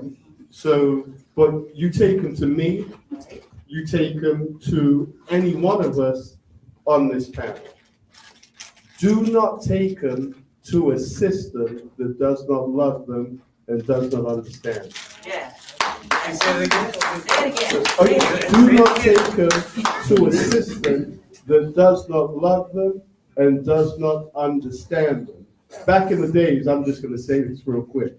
Back in the days, they had Access 1 and Access 2, right? Access 2 was personality disorder, right? I have never met a brother or a sister that told me he was diagnosed with an Access 2 diagnosis by another brother or sister because they were dealing with personality. And because white people didn't understand our personality, they would say things like, you're delusional or you're paranoid, because they don't understand when we're in the hood, we get followed, right? So they would say, you're paranoid. So they don't understand us, ladies and gentlemen, brothers and sisters. So with all honesty, we have to stop taking them to a clinic that's going to pathologize them, a clinic that's going to pathologize them. Right? And you know, rather than give them the help that they need. Okay. I'm sorry. It's like this is the portion where we ask questions anyways. If you have questions, if anybody has questions, this is the time when you really ask them. I have a question for LaRon and Chief. You guys talk about depression. There are a lot of people who are depressed at this point and have no identity. How did you identify? When did it occur to you? I know you said it almost 2 years later, looking back, you know it was depression, but at what are those feelings like? What should people be looking for? Are there triggers? Are there symptoms? You know, how do we identify this? Or how do we even know what it is when we're going through it? I'll just to say for myself, like I just didn't want to be like, I mean, I used to be just an open person, always talking to people and everything. I just got to a point that I didn't want to be around my mother. You know, I didn't want to be around my mother. I didn't want to go to the barbershop anymore. Sometimes I gotta say, sometimes I just stay in my room 3 days, don't even want to go out the room to see anybody, you know what I'm saying, go take a shower or anything, don't want to, I get something to eat, try to just keep it in my room, nibble on it so I ain't gotta come back out, you know, and stuff like that, you know, that's how I identify mine. But, you know, just to talk about it, it's crazy that every doctor that I seen, you know what I'm saying, not to say it was, you know what I'm saying, a white doctor. I remember I had to go out to Texas Summit to Texas, the NFL Summit to Texas, and I had to stay out there for a whole week.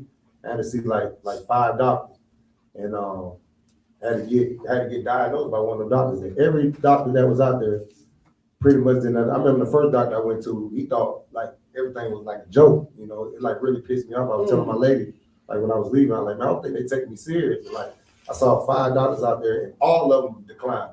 All of them said nothing was wrong with me. Nothing. It took me going home, sitting in my closet. I started probably staying in my closet about 3 days, and get on the phone with another therapist.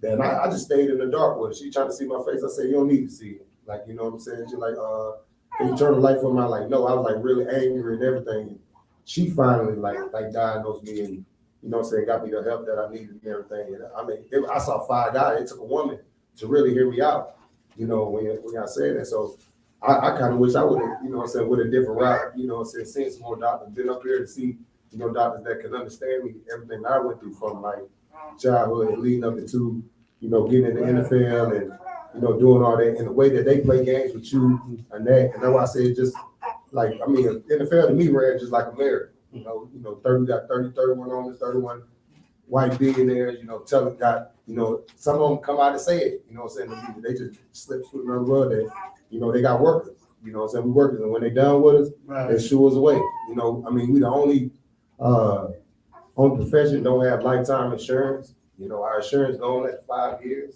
So that was a problem too. I couldn't even see doctors because they cut my insurance off after 5 years. So for a whole year I had to deal with all type of stuff. So I know me it just piled on with me and everything. And I just got like to a deep state, like I ain't want to do nothing.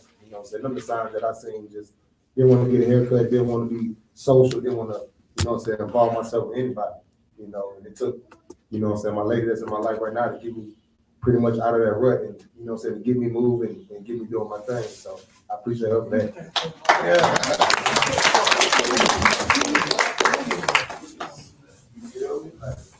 I think Godmother got everything to still you feel just lost out there. shout out to the black woman. True. I think to answer your question, kind of like LeBron said, you step outside of your norm. You get into this dark place, you lose motivation, and even then, I attach that behavior to the circumstances. Losing my brother, I'm supposed to feel this way. I'm supposed to be sad. I'm supposed to be going through these emotions, but years go by and you're still in this spot. You don't even realize it because you're still connected to the event that took place. So for me, honestly, it took me going out with my lady one night, and I had realized I had been like a shell of a boyfriend, and I took her to a Maxwell concert. Love Maxwell, love R&B. From the time the concert started until the time the concert was over, I cried the entire time. This is 2.5 years later, the entire time. And I kept trying to fight it, and like I just couldn't. Like I didn't even want to be in public. Great. At that point, like you just like you need to figure this out because something's not right. So it took an experience like that for me to really recognize what was going on, because again, I just attributed my behavior to the circumstances. And I didn't have anyone in the circle, because at that point I'm trying to be the man for my family, trying to be the man for my mom. You know, no parent wants to bury your child, so I gotta carry that burden for her. I gotta be the man, and I'm trying to be everyone else's rock. Meanwhile, I'm crumbling. You know what I'm saying? So it took a long time for me to recognize it, and it's unfortunate, but that's the honest truth. I can't tell you how to recognize it in the moment, but I can say if you start to notice yourself for an extended period of time being outside of your norm, you should probably consider talking to somebody. All right. Then I have a question for Abdul. With some of the work that you do, like the Black men, what's it called? The Manhood Tree? Manhood Tree. Talk about how that impacts a lot of the brothers that come in to see you, and just their ability to communicate what's going on with them, and how you create a different type of forum for them to exercise that. Can you talk about that a little bit? Yeah, I mean, like I said, when I first started it was like a conversation. So we would get together. I was actually going into the prison and working with a group of men in the prison, and I was saying my thought process was like, how do you get here? And so I started thinking about, what do we determine as a man? And then I was thinking the whole process, boyhood, okay, young adulthood, the choices that people make. And so, I started developing the conversations and just having conversations with men about those different phases of life and development. And then, since we had the pandemic, it gave me more time to kind of like think it through even more. And so, each session, we're talking the whole time. We start off with a quote, and then, we respond to the quote. What do you think about this quote? Then I have like an introduction. They respond to the introduction. Then we do an activity, and usually the activity is something that is associated with that session. And the whole time they're talking through that. Then we have a list of questions, like 15 or 20 questions. 15 or 20 questions that we usually wouldn't like ask a man about the topic, because in our normal conversation with guys, we're not asking them, so when you were a boy, I can't think of one of the things off the top of my head, but it's something that they wouldn't necessarily talk about. And then after we do that, we do meditation, because we recognize that after you talk about all these things for 2 hours, we need to do something to bring you back in the here and now and allow you to have peace when you walk out of the group. And so, and then I do a check-in during the week. I call them during the week, because sometimes, even though you're in the group, you may not share everything that you felt, everything you thought, and you may need some one-on-one time to be able to talk about that. We also give them in journals so that they're able to write down some of their thoughts and ideas. And so, like, this is all done, like, it's foreign to some people when they start, but by the time we get through those 8 weeks, they're like wide open and more willing to continue on. Some men continue on with therapy after that. This is like an introduction to being able to open up and talk about yourself and your life through that journey. Okay. Piggyback real quick. Yep. Respect, because Habit. having that list of questions is key, just topics for men to talk about. But if you guys want to get together with your fellas, and it's not easy to get all this stuff off your chest. We did it. We created our circle, and we just threw questions in a bucket. So those who were uncomfortable necessarily speaking about it or didn't want people to know they were going through certain things, put it in the bucket. We put it out, and then we talked about that. We had that anonymity, but we were still able to get some of this stuff on the table. Just something to think about. You mentioned journaling. I carry my journal everywhere I go. I always have it with me. I'm used to performing on stage, and I was going through some turmoil. I got kids from 2 different women. I was going through some turmoil with them, and I wanted to write about it, but I didn't want to vilify these women on stage. And my buddy's like, listen, everything ain't for the stage. And it was like mind-blowing to me. Like, put it in a book, rip it up, throw it away. But when you get it out, it makes that much of a difference. So you may not be a writer, but sometimes just getting it out is what you need. There's a question for Abdul online. Someone asked, where are your meetings held? Hartford, Connecticut, 111 Gillette Street in Hartford, Connecticut. But I'm gonna do one up in Springfield, so I got some people I gotta talk to after this. Yeah, we may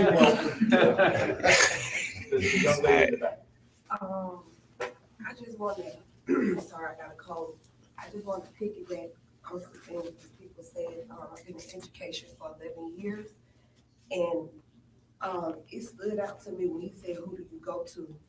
Because my favorite grade is pre-K, and I feel like it starts at 3, 90% of the child brain is developed. Yeah. So when he said about the journaling, I do that with my 8-year-old son now. We started a lot of stuff late. And when he said, who do we go to?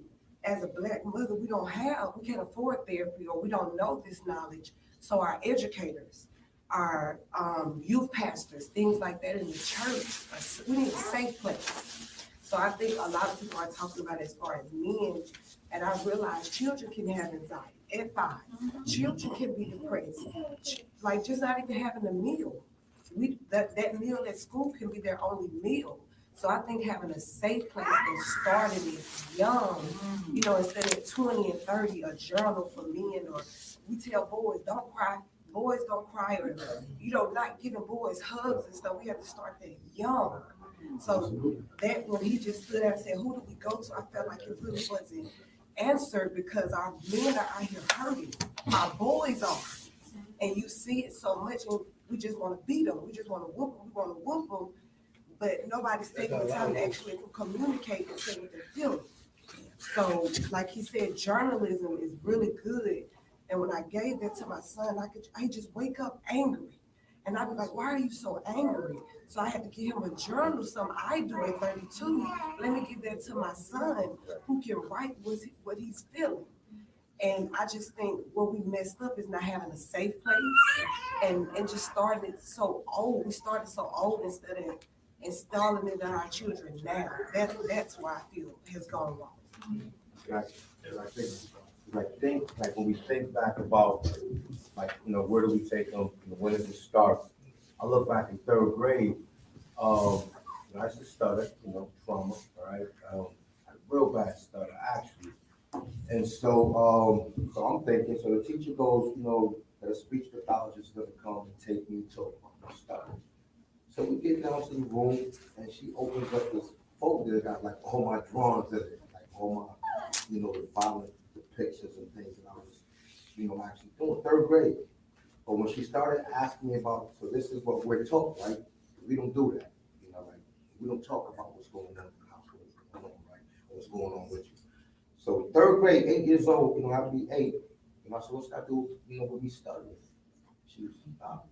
I said, I'm done talking. You take me back to class. 8 years old, I had to take you. So now, what if someone, and then in school later on, they say, Joe, that's somebody comes in and be, what is it, you want to talk to them? I was like, Joe, we're not saying you crazy, but maybe you want to talk to somebody.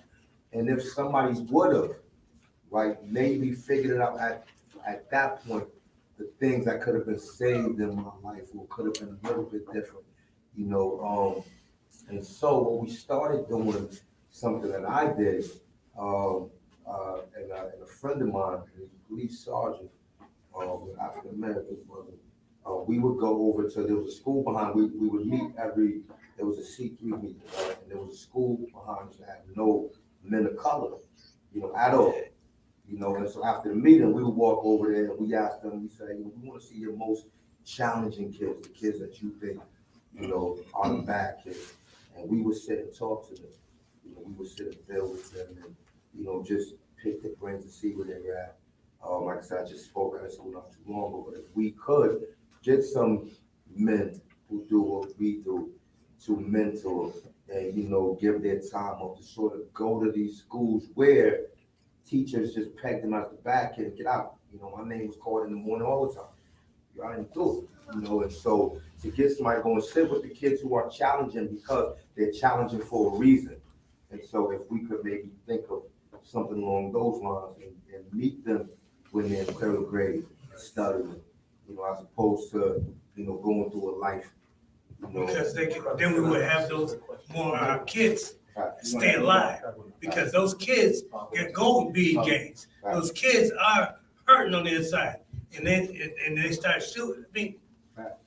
We just need to mentor our children at a young age and stay with them. And stop putting that label on them. I kept hearing him say child. Before you speak, can I just say something real quick? Even when we speak, we have to be careful what we say. I'm not talking about you, brother. I'm just saying, I've heard a lot of references to young black kids shooting other young black kids. I think we have to be clear about the fact that not all young black kids are shooting other black kids. And I think we have to be careful how we call that type of stuff into existence, because that's not really true. And we got to be careful ourselves about making sweeping generalizations about other black people. I just want to throw that out there. Yeah, so, my question, and I agree with you, sis, but my question to everybody really is, why don't black boys cry? Where's it come from? Where does that myth come from? And how was it started? And how do we reinforce it in our families? That's the real question. Single mothers raising boys off of survival. Right. Single mothers raising boys off of survival. We're raising them, but we really don't have the time because we're just trying to survive. And a black mother really can't raise them. We can go back and forth about that, but a black boy needs some type of male figure in his life to say it's okay to cry, to let me give you a hug, to let me just throw this football with you instead of wanting to slap you up your head, aside your head or something like that. Because mothers just are raising children off of survival. So if you was in my office, this would be a great opportunity for me to explain to you why we don't cry. Because it goes right back to the deconstruction of the Black family. It's a survival mechanism, right? Because if we cried, they would beat the crap out of us. That's where that comes from. And then it was perpetuated for over 500 years. That's the truth. So, you know, when we talk about the deconstruction of the Black family, this is why we have to, as they call Sankofa, go back. So we can really understand what's going on. I cry, and my son cries, and his son cries. That is because we've gone back and tried to repair the trauma. We're going to have to start wrapping. But before you do, and I know I just told you 10 minutes to do something. No, there was somebody had their hand up the whole time. He definitely. All right, so let's go 1, 2, and 3. Is there anybody else got a question or a comment? I want to make sure I don't want to miss anybody before we conclude. So 1, 2, one of y'all wanted the sister to go first? Yeah, she can take my spot. Go ahead.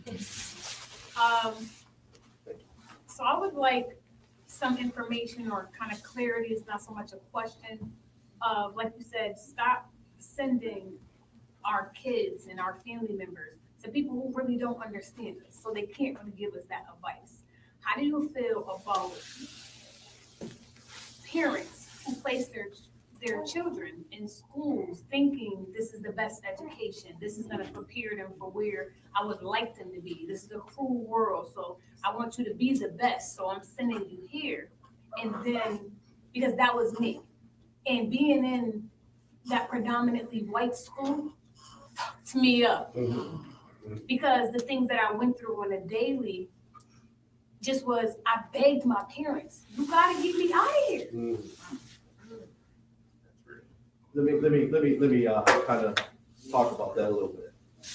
In psychology, we call that the law of unintended consequences. When you're trying to do something that's right and some things that's wrong kind of come out. And a lot of times in our lives, we've tried to make the best decisions that we can, but there's always ripple effects that even happen around those things. And so we can't control everything, but what we do is kind of go back and try to heal ourselves from some of those things that were done wrong in our lives. But with an understanding. See, the understanding is a lot of times, folks, our parents were trying to do the best they could, you know, with what they had to work with. Right. And sometimes they was working with nothing. And that had some trauma to our lives, Right. you know, but they were doing the best they could. And at some point in time, I was 21 years old when my father died. And my father was a functioning alcoholic. And there was a lot of stuff that happened when I was a teenager. And when my father got cancer, and before he died, I was in school. I come home to Springfield and began to deal with that. He turned to me one night because the cancer had moved up into his brain and he couldn't sleep. And he turned to me and he said, "Son," he said, "I'm sorry." And then he began to list all these things he was sorry for. Now, but you have to understand, my father, I ain't never known my father even knew what the word sorry meant. Right. You know, I ain't hear that. You know, and so I began to understand two things. My father was a real human being, and that my father was about to die. And he was trying to clarify some things to me so that can help me go on with my life. Yes. What I had to do, I sat there and I said, you know what? This is unfair. And I learned at that moment that life is unfair. I had to let that stuff go. I had to forgive my father, because whether I forgave him or not, my father was going to die. A week later, my father died. And I had to let some things just go because it wasn't right, but it was life. And as black folks, we have dealt with a lot of life. And some things we were taught was wrong. The way we was treated was wrong. The way we were abandoned was wrong. But here we are. And like I said, where do we go? We come here to these brothers who have experienced real life trauma. And young lady, I will volunteer my time with you and your son. Because I don't want another generation to grow up and become a mess. Are there any black authors, psychologists, and psychiatrists, and books that you could recommend? We're having a great conversation, but I think the audience should know some of the psychologist books that we can follow up and read. So, sorry, there's many, but I would start with, if those of you may have heard of Bobby Wright. He's no longer with us, he's an ancestor now, but he has several papers out.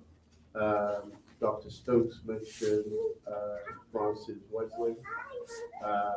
There's Chancellor Williams, who wrote a book about how they underdeveloped Africa. There is so much out there. Naeem Akbar, who you could be his twin brother, right? And yeah, and so there's so many. But I appreciate the question. And one of the things that we have to do with that question, brother, is we have to change some of our language, right? So instead of being educated, we need to be Afrocated. Instead of dealing with academics, we need to deal with academics. And, you know, and we need to understand how that is going to propel us forward.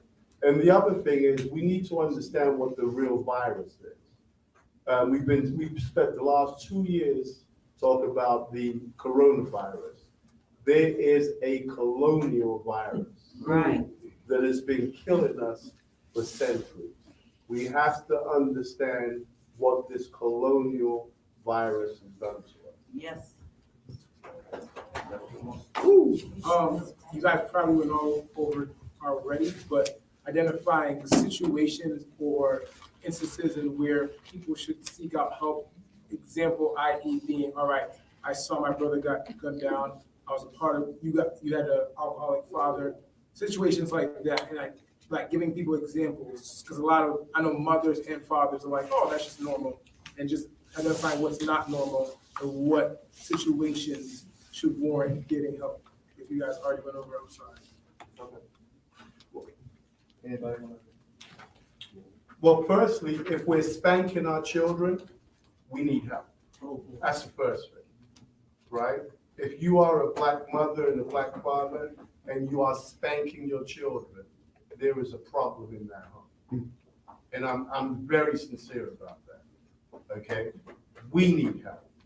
If we don't get that help, they don't get that help. Do you think that was rooted in slavery, the spanking part? I know it was, I don't think, I know it was. I'd say be very mindful of how we respond to adversity. Typically, when situations of adversity arise, how we respond to that adversity oftentimes determines our character. And when we find ourselves, our initial response has a negative connotation behind it, there's absolutely some trauma. There's some trauma behind it. We need to figure out why we responded this way when this happened. And this, I mean, it goes back. It go back to again to as far as slavery. But there's a recent instance in your life that caused you to react a certain way in the face of adversity, and that's when you got to do digging. I think that you can have a therapist without necessarily knowing what the problem is right at the gate. You might just say, hey, I want to try out therapy one time and go in there and talk about whatever you want to talk about.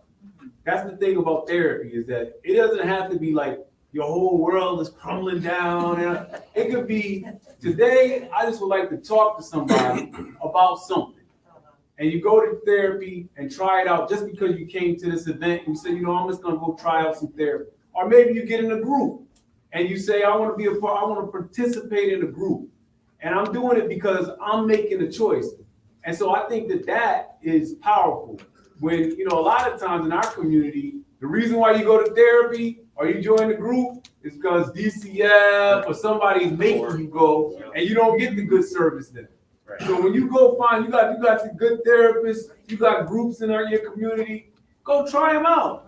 And then you might find that you get something from it that helps you get through your day and makes your days better. That's what I was saying. And on top of that, I just want to add, and don't let the first one be, because a lot of times we go to a therapist, go to a doctor, go anywhere and think, well, this is what I'm stuck with. Right. That's not what you're stuck with. Right. The first time I attempted, I didn't like dude, he was looking at me like I had two heads.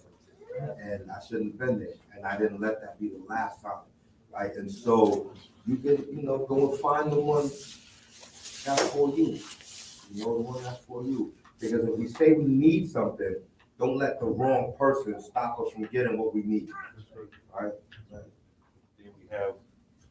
No, it's okay. I was a piggyback off what you were saying about the single mothers, and the son, so. I just want to piggyback off what she said, because we moved from like Waterbury, Connecticut up on the hill to Meriden, Connecticut, predominantly all-white school system, 99.9% of the folks in the town at that time were white, which was a crazy culture shock. So if I went to say my people, clinical services or ADMA, would I be able to talk to somebody about that? I mean, is that something that we can go and deal with? Because you talk about trauma, it's not always I've been beaten. It's not always I experienced, substance abuse. Man, all the stuff that I dealt with, like you, in that school, just me and my brothers in the whole school. I think I've been angry with people the whole time. I'm 57, still dealing with that stuff. Mm-hmm. So would that be something I'd go and see someone to talk about? And are those the types of services that are provided to an extent? Yes. Talk to me. That's it? Just yes. Yeah. Right? There you go. Well, I feel your pain. Carol, let me add to that, but it's not just a yes. Right? Okay. It's also, when you do that, we can advocate as we need to do, right? As therapists, we're just not, we come out, or we should come out into the community. So I give you an example. In Southwick, where it's a predominantly white school, right? A young lady who was being victimized due to racism. She held her hand up every day, and she didn't get called up. That began to give her low self-esteem, depression, and she had a complex because she felt she wasn't good enough because she was Black. So we went to the school and we spoke to the school and we demanded that the school buy some books that would reflect her, and the school did that. And the school brought us up to do a professional development day because we wasn't going to leave without that situation just being corrected. So, and that's the thing that we also have to understand about therapy and therapists. It's not just about your problem, but it's also about advocating for you to get things straightened out. That's right. And fighting for you to get those things straightened out. And we need to fight for one another. That's right. And that's one of the reasons why cultural competence is an issue. Because if a brother doesn't understand what you're going through on a daily basis, and I had a young man, I won't talk about that. But anyway, when things go through, and like you say, we're over policed. A lot of white folks don't understand that. They feel like if you don't commit crimes, the police won't bother with you. We know different. We know different. And so that's it. I tell you, we live in different worlds. And so that's, you have to have somebody who can understand and identify with what you're going through so they can help you through that. You don't need to hear, don't commit crimes, you won't get stopped by the police. Right. There's a Black man in here who has driven a car, who has not been driving and been stopped by the police just for driving while Black. All of us have. That's the truth. And so that's a cultural thing. It has nothing to do with you doing anything wrong. And if folks don't understand that, they're not going to understand you. And we're trying to identify with one another. And we're trying to understand one another. And we're trying to make safe spaces for one another to talk about these things. Because these are the things that make you angry. Like, what are you stopping me for? You know, all of this type of thing. And then, you know, and the first time you say something, you're just angry. No, I'm not just angry because I rolled out of bed. I'm angry for a reason. Right. You know, they talk about us being victims. You know, you just want to play the victim. No, we've been victimized. All right, now. We ain't playing. You playing. We've been victimized. And so we don't have to play victim. We've been victims. Right. And so this is what it's about. Creating a space where we can come and talk about these things and understanding and realizing that you are not alone. You have not gone through these things by yourself. Other people have understand what you have done, but we've kept it all to ourselves. And then we wonder why. Why am I suffering? And let me tell you something. The worst thing is suffering in silence. Yes. And we're gonna break the silence. Yes. Right. We're gonna break the silence. I think we you know what? I want to give Brother Warren. He came a long way to be here. Oh man, I just want to say, man, thank you for, Mr. Moss, man, thank you for, you know what I'm saying, allowing me to come up, you know what I'm saying, just to share my stuff. Well, I learned a lot, you know what I'm saying, from every guy out there and everything. I'm looking into everybody's stuff, you know what I'm saying, so I want to be exposed to a lot more. So, man, I just thank everybody, man, for coming up. Thank everybody that came out. And thank y'all as well, man. And for real, man, I salute y'all, man, and everything, man. I appreciate it.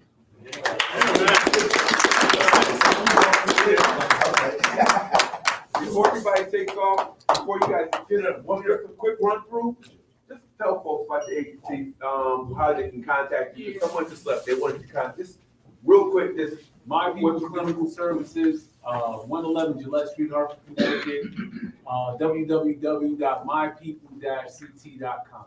Thank you. Main places are All Black Men Need Therapy podcast. You can find on all podcasting outlets and YouTube. Still Sharp and Still, you can find the page right on Facebook. At the gym in the Eastern Mall, Springfield, Mass. What the Fed. We have a page as well. All right. African Diaspora Mental Health Association, 605 State Street, Springfield, Mass. And we are going to spin our own narrative. Man, what I got going on, I got my foundation, Laurent McClain Family Foundation, geared toward disadvantaged families, just helping every family I can, not leaving the family behind. Also, I'm the president of Things and Dreamers, Inc. That's based out of Springfield, Massachusetts. Do a lot of things up here in the community, tutoring, do a lot of stuff. So that's what I'm pretty much involved in. Man, good job. You can find me at American International College teaching classes on sociology and psychology from an Afrocentric point of view. With that, let's give our panelists and our moderators a round of applause. Thank you everybody for coming out.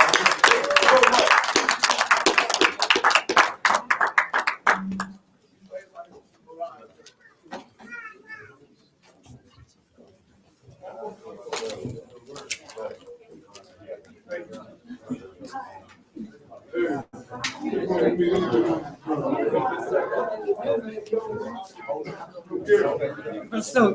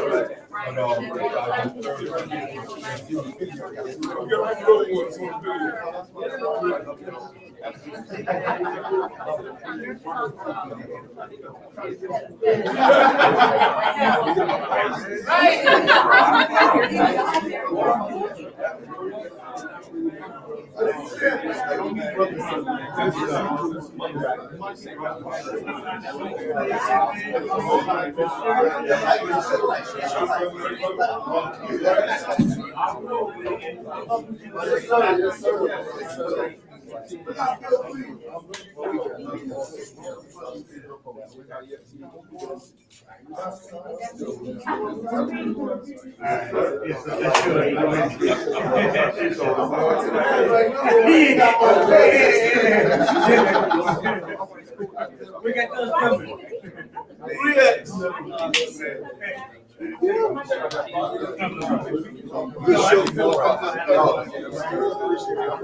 Hey, man, this is so I'm blessed.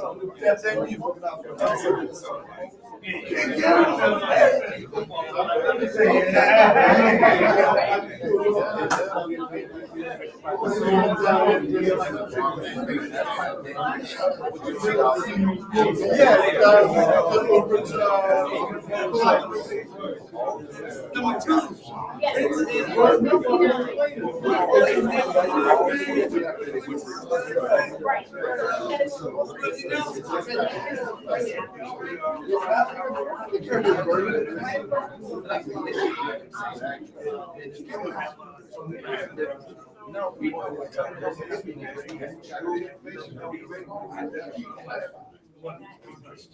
You know what I'm saying? I mean, come on.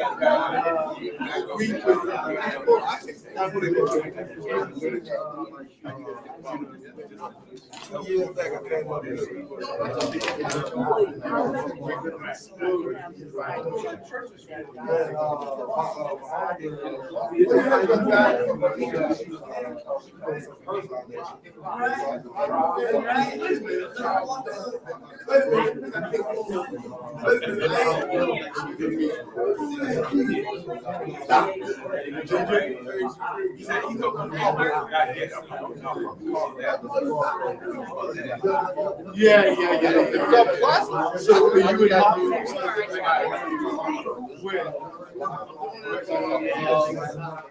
I'm down there. I'm down there.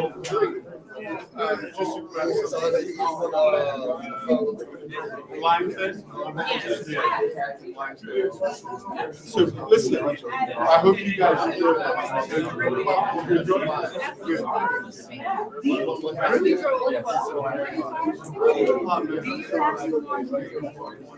I need to get here.